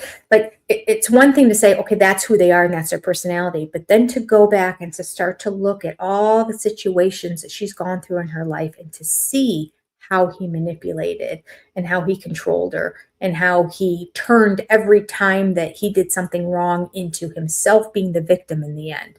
Like you could see it. He's the kind of guy that he could say he's showing up at noon and he doesn't get there till 8:00 at night and she's devastated and the dinner is like practically cold. The kids are already in bed and she's all upset. And he comes in and she's like, what the heck? Like I had this special dinner. I got your special steak that you have to have. I did all this for you. You're not here. And he would be the one to say, I can't believe you're yelling at me right now. I am so busy. I'm trying to hold this whole family down. I'm working hard to see to it that everybody's happy. Are you aware that I've got 4 wives and I have got 18 kids? I'm so busy. The last thing I need is to come in here and have you talk to me like this. And then she instantly will turn around and apologize. Just like Robin got the producer to do. when she's like, oh my God, you're making me so sad now. And the producer literally goes, I'm so sorry. They're just masters at it. Masters at switching things around and making people apologize to them. Oh, the worst. They're the worst.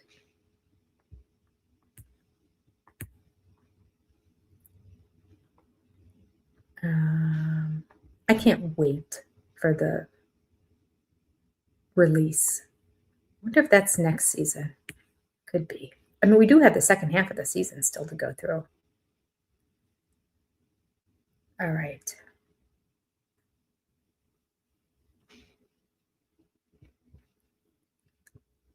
Kathy said he went on special forces to try to rehab his reputation, and they saw him for who he was right on the spot. Yeah.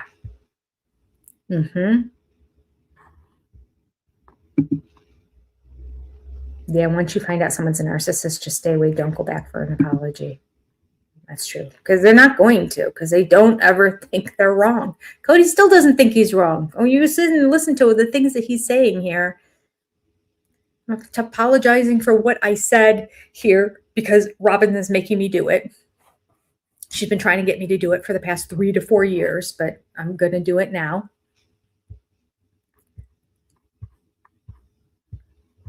And the other thing was, neither one are real apologies.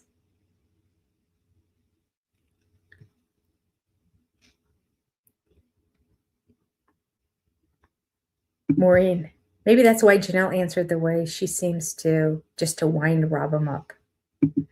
Listen, what do you think? That was one of the things I had written down here. What do you guys think about Robin's reaction when she finds out that Cody is going to go to the burial site without her? Do you think she's going to force herself into that and say, oh, you can go to the site and meet her there, but I think it's great if we take the whole family up there? Because you know how I wanted to go to the town of Cody more often and wanted the kids to become more familiar with it, because your other kids know more about this area. You guys went there a lot before we came in the family. After we came in the family, we didn't go anymore. I know it's because I said I didn't want to go because it's gross and I don't like dirt and I'm not interested in that. But I think now that I'm the only family that's left, I should kind of get familiar with it a little bit so I can claim it as my own too, just like everybody else who's familiar with it. I need to get to that same level. So if I go maybe 2 or 3 times, I can claim I know it as well as they did for the past 15 years. Yeah. That's my plan. That's my plan. So I do believe that we should put everybody in the car together and we should road trip. It'll be fun with our family. And then you just go do your little filming at the gravesite for Garrison when you need to. It's best that I'm not there anyway. And then we'll all road trip home together. I don't think she's going to remove herself from this situation. I really don't. All right, what do you guys think? I'll put a poll up. I should probably keep that mortgage email open to remind me to take care of it later. Okay. Dun, dun, dun, dun, dun, dun. There's going to be a quick poll because I have to get going here soon. Oh, live. Okay. Oh, wait. We're going to do a poll.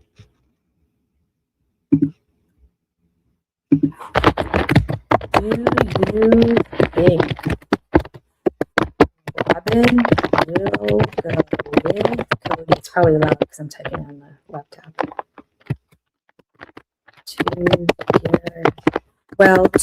I'm just going to put, it's Montana, right? I never remember if it's Montana or Wyoming. It's Montana. No, I think it's Wyoming now. Cody, Wyoming. Okay. So it's just a yes, no. Do you think that Robin is going to go? Yes or no? We've had 1,200 people on this stream. Oh my gosh. I guess I should every now and then do them during the day, huh? Maybe we should switch this up every now and then. I know that's confusing for you guys, though. I don't know. Maybe we can take a poll. Let's see. I'll do a poll for that too. Can I do 2 polls at once? Let's see. We'll find out. No, we got to let this poll finish. Okay. That makes sense. We could also ask it next time we live stream. Would you prefer to do the evening stream, or do you prefer to do a this time midday stream? Okay. Oh yeah, that's a good point. Thank you, Jen Trout. Thank you, Jen Troutman. I don't know if that's what TY stands for. In her book, she said that she would be punished if she tried to talk to Cody about anything real. Yeah. The level of punishment that she talks about is sickening. And you never hear Janelle talk about that. Mary has mentioned it before, that I would get in trouble for doing this, or I would get punished for, they're grown adults. It's sickening. Sickening. Okay.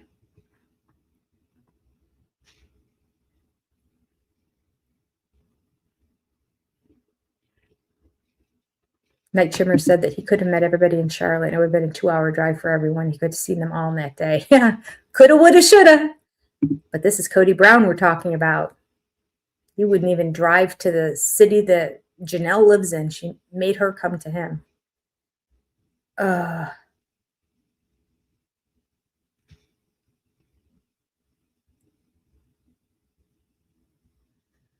by Julie E says, honestly, I don't hate me. No one's going to hate you for your opinion here. You're allowed to have opinions. But I don't think Janelle was mom of the year either. Logan seemed to be the full-time parent when Christine wasn't around. I agree. Janelle left early in the morning. I put that on Cody. I think if Janelle's going to have a job where she leaves early in the morning before Logan gets up, because I don't think Logan was even awake at the time that she left early in the morning. And I know she said that she was working like 12-hour days, like she was gone the majority of the day. Christine would do the dinner for the kids at night. Then, well, and then especially when she was going back to school to get her degree. Where's Dad? Where's Dad? That's what I want to know. It makes no sense that Cody was never around. He was not going to work at 5 o'clock in the morning.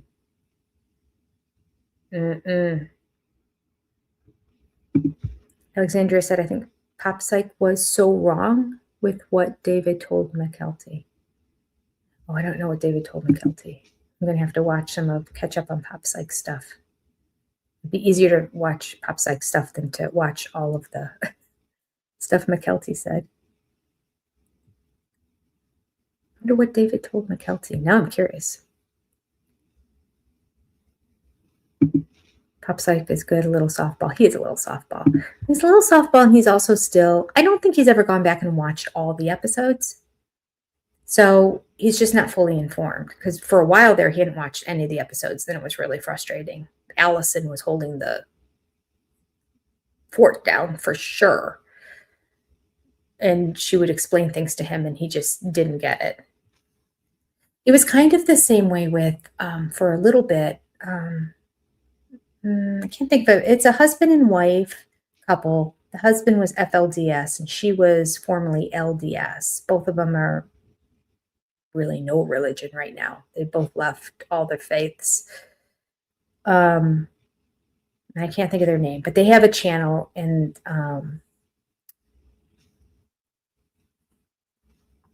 when they first started, which was about a year ago, they had a channel where they were talking about polygamy, basically. So then they started reviewing the show, but they hadn't been watching the show. So they started at current time. And they had a lot of grace and forgiveness for Cody and Robin during it. And they're like, oh, we read all the comments after our last review. And okay. So eventually they went back and started at season 1, and they caught up and they watched everything. And now they have a whole different perspective. And so it's really nice and refreshing. Allison from Pop Psych has watched all the episodes. She's very much in the know. Like, if you're not in the know, you just believe that he's a charming guy and you take him at face value. And when he says certain things, you're like, well, that was nice. But when you know him, you know how he's manipulating people. And it's hard to diagnose somebody who's a narcissist, Dr. Ramani says. that it takes many sessions with them before you can start to really peel back how much of the facade they've got built up and the fake self they're projecting to other people. Cody actually said that on Special Forces, that he was told he needs to break down his facade. Came right out from the DS, the guys he admires. Still not listening to him.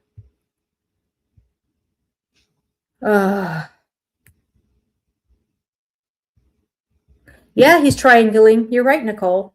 One of his favorite words, triangling. That's what he's doing. He loves to pit them against each other. He pitted Janelle against Mary, and now we have Mary against Janelle. We see at the end of the season. How they don't see it is what makes me angry. Can we have one person? Maddie, we're counting on you. We need one person who sees it all that can just let everybody know this is the way it is. Oh, it's so frustrating. So frustrating. All right, let me look at my poll. All right. The poll is almost 100, 75 votes. 70% of the people say yes, Robin is going to find her way to Wyoming with Cody. And about 30% of the people say no, she's going to stay behind. I think I'm going to have to agree with that. I think she's going to find a way to get up there. Not necessarily as part, I don't even think she wanted to be at the burial site, but she definitely wanted to be there. She's scared of that man. And being around any of the ex-wives or his other kids. Growing up polygamy, thank you very much, Nadine and Tabitha. Yes. They were so frustrated to watch, as was Pop Psych at first when they first started doing reviews but hadn't seen the early seasons. It was just like, no, you don't understand. No. Even some people I know who watch Special Forces that don't watch the show, they're like, oh, you're Cody Brown. So I know people who actually watch Special Forces, but they don't know anything about Cody Brown. They're like, he's not that bad. I just want to go, okay. Like, do you want to sit down for 3 hours and I'll start to explain and unravel the whole who is Cody Brown as opposed to the character that you just happen to see on the show right here? Okay. Ending the poll. All right. But both of them, let me just end it on this. Both David from Pop Psych as well as Growing Up Polygamy have gone back and rewatched shows. I don't know if David's seen all of them or not. I know Growing Up Polygamy has. And now their reviews are way more informed and refreshing to listen to because you don't get frustrated. Go, but you just want to yell at the screen and go, but wait, no. What you don't know is, and you can't do that. So now, just 3 hours. Yeah. Well, it's the Cliff Notes version. Yes, Stacy. Robin wants to keep her eye on Cody. Absolutely. Yes. All right.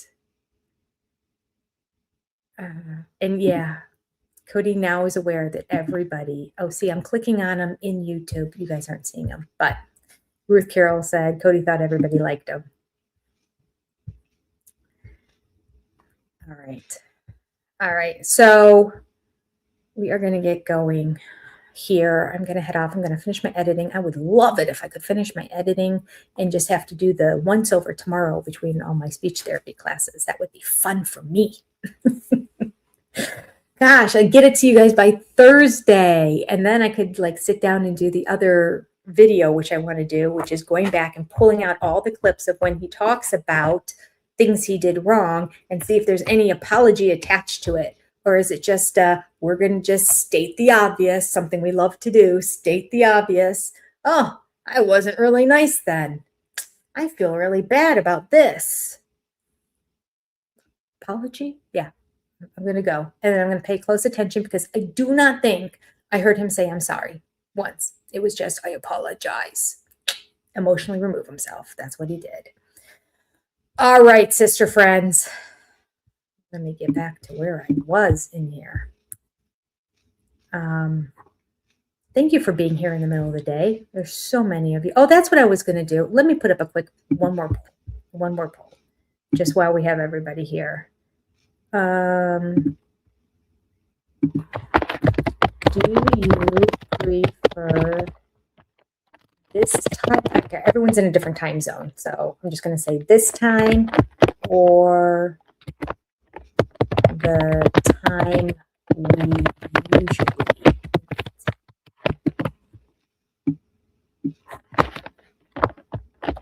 So the first one would be this. I'll put in parentheses 1 p.m. Eastern Standard Time. And the other one is the usual, which is 7 p.m. Eastern Standard Time. Okay. I'm going to start that poll. So everybody chime in before you go, because I know we're getting here near the end. Chime in and just hit one or the other. Which time do you prefer? Because I want to do what's best for everybody, not just what's best for me. But I'm shocked that we have almost 1,300 people that were here on the stream. And so I'm like, and a lot of new names and new faces. So, oh, wow. Of course, we are doing the 1 p.m. Eastern Standard Time right now, but it is 75% are saying this. Keep voting, everybody. Keep voting. We get a larger pool of people here. As soon as I end the stream, I think the poll goes down. 75-25. You like this time better. Oh, wow. Okay. We have about 50 votes. Keep voting. Keep voting, keep voting. Keep voting, keep voting. Okay, let me just look at my notes and see if there was any other quick topic as I was. We talked about Mary's tears with Jen. We talked about the fundraiser. We didn't really talk about the fundraiser, but I think that fundraiser is a great idea because it helps their family financially. Because, I mean, how many people rent bikes in Parowan? It's not a vacation destination. Although it is a city people go through, but you would have to want to stop there to rent a bike or be a local who doesn't have a bike.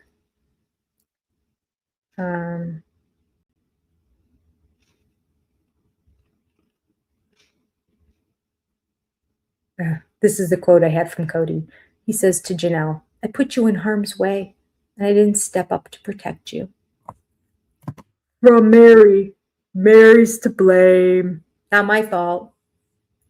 And again, just stating the obvious, I'm not going to apologize that I did that. I'm just stating a fact. I put you in harm's way with that evil woman. I also want to know, do you guys think that Mary has been notified at this point? I don't think she did. I think he's too scared of her at this moment. I think he decided to reach out to Christine because Christine's always trying to have a good relationship with him. I don't know where the lawsuit is in the timeline of all of this, if he's been served yet or not. But I think he knows that Christine has at least always said and has always been open to getting him to have a relationship with his kids. So he probably thought that one's going to go fine-ish. And Janelle's will go fine as long as she's having a good day, because we basically got along until the very end. So I think he only contacted the two of them, and he hasn't contacted Mary. I'm not sure. I don't know. Tell me what you think. All right, we still are 70-30, so it is still a significant number of people really prefer this time. It's all of you who are at work and are getting out of work, right? You're like, oh, good, I didn't feel like working for those past 2 hours. This is a great time for us in the UK. First time I've been able to catch a live show.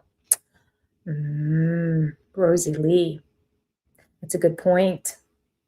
It makes me also think I should be reading my revenge book during the day, because that's about Meghan and Harry. This is a better time because it's evening for me. Okay. Yes. I enjoy your views better than corn in summers. That's a great comment, Nicole. Maureen, great time for the UK. Yes. Hi from Scotland, caught alive, catching up, 2 times the speed. Aww. All right. I might have to consider switching my time.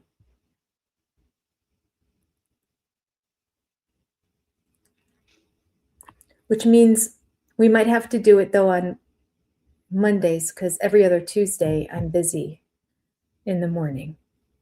Well, I'm usually back by 1 p.m. Eastern Standard Time. I take it back.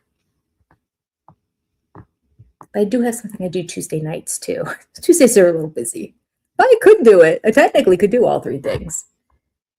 All right. I generally miss the later ones. This is my first time posting in real time. Aw. Okay. All right.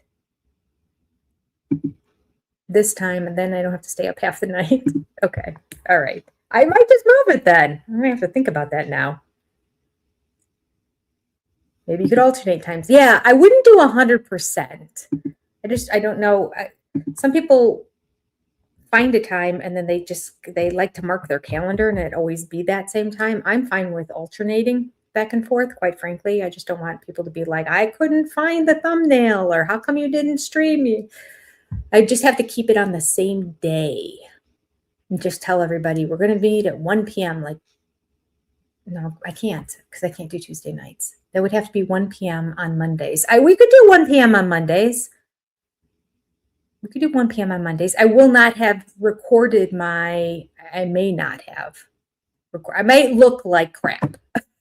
Because often, Sister Wives ends at 11. So we get off the stream at about 11:30, 11:40, something like that. By the time we're done chatting at the end. We mean to leave at the end, but we end up talking. And then usually I'm so wound up from the show that I start doing my review. But like I say, it's like me recording for 2.5 hours. So sometimes I'll go until like 2:30 in the morning. So I would be able to get to sleep and then live stream. I can do it. I just don't know how good I'll look. I might just wake up and do the live stream. But who cares? We're all sister friends. All right. See? We all look like crap. Just a small town girl. Yes. I just can't see you. It's just you could see me. Hair might be like sticking up all over the place, but that's okay. It is what it is.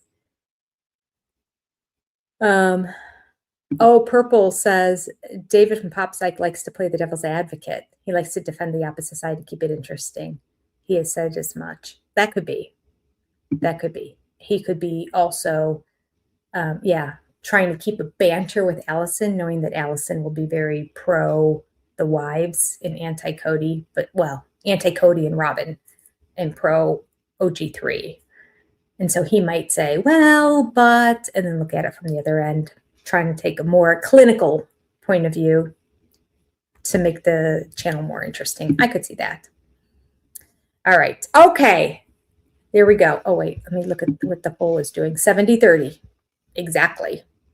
All right.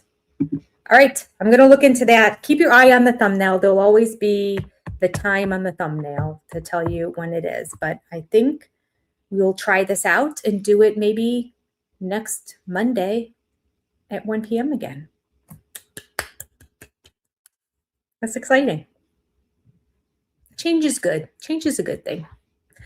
All right, sister friends. Thank you for being here with me. I appreciate you. I was very nervous that people were going to be saying, what happened? And then there would be just a handful of people here. But we'll do next week, Monday at 1 p.m., see if Mondays are good for people as well. And then maybe I'll just alternate it every now and then and do an evening one. Well, you know what? Life. Things are going to come up every now and then on Mondays in the middle of the day that I'm going to have to do. And then that day we'll meet that evening. That's what we'll do. We'll say we're meeting at 1 p.m. Eastern Standard Time, Mondays. And when something comes up and I can't make it, we'll meet in that evening. All right. Problem solved. I love you, sister friends. Take care. God bless. Adios. And please watch my video that I put out, even though the sound is going to be outrageously horrible. And I apologize. And it won't be like that ever again.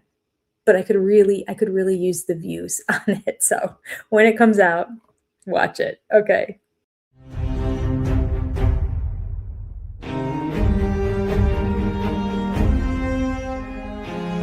I remember when Sonny and Cher got divorced when I was 6, and it rattled me. I had a lover in college, and it was a little tryst. I was a naughty boy.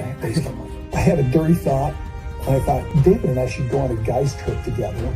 I might have to agree. That would be cool. I just thought, no. David out on a guy's weekend? Yeah, that's just, it would be cool. Oh, he was kind of up for it. Really? Yeah. Oh. Things that make you go,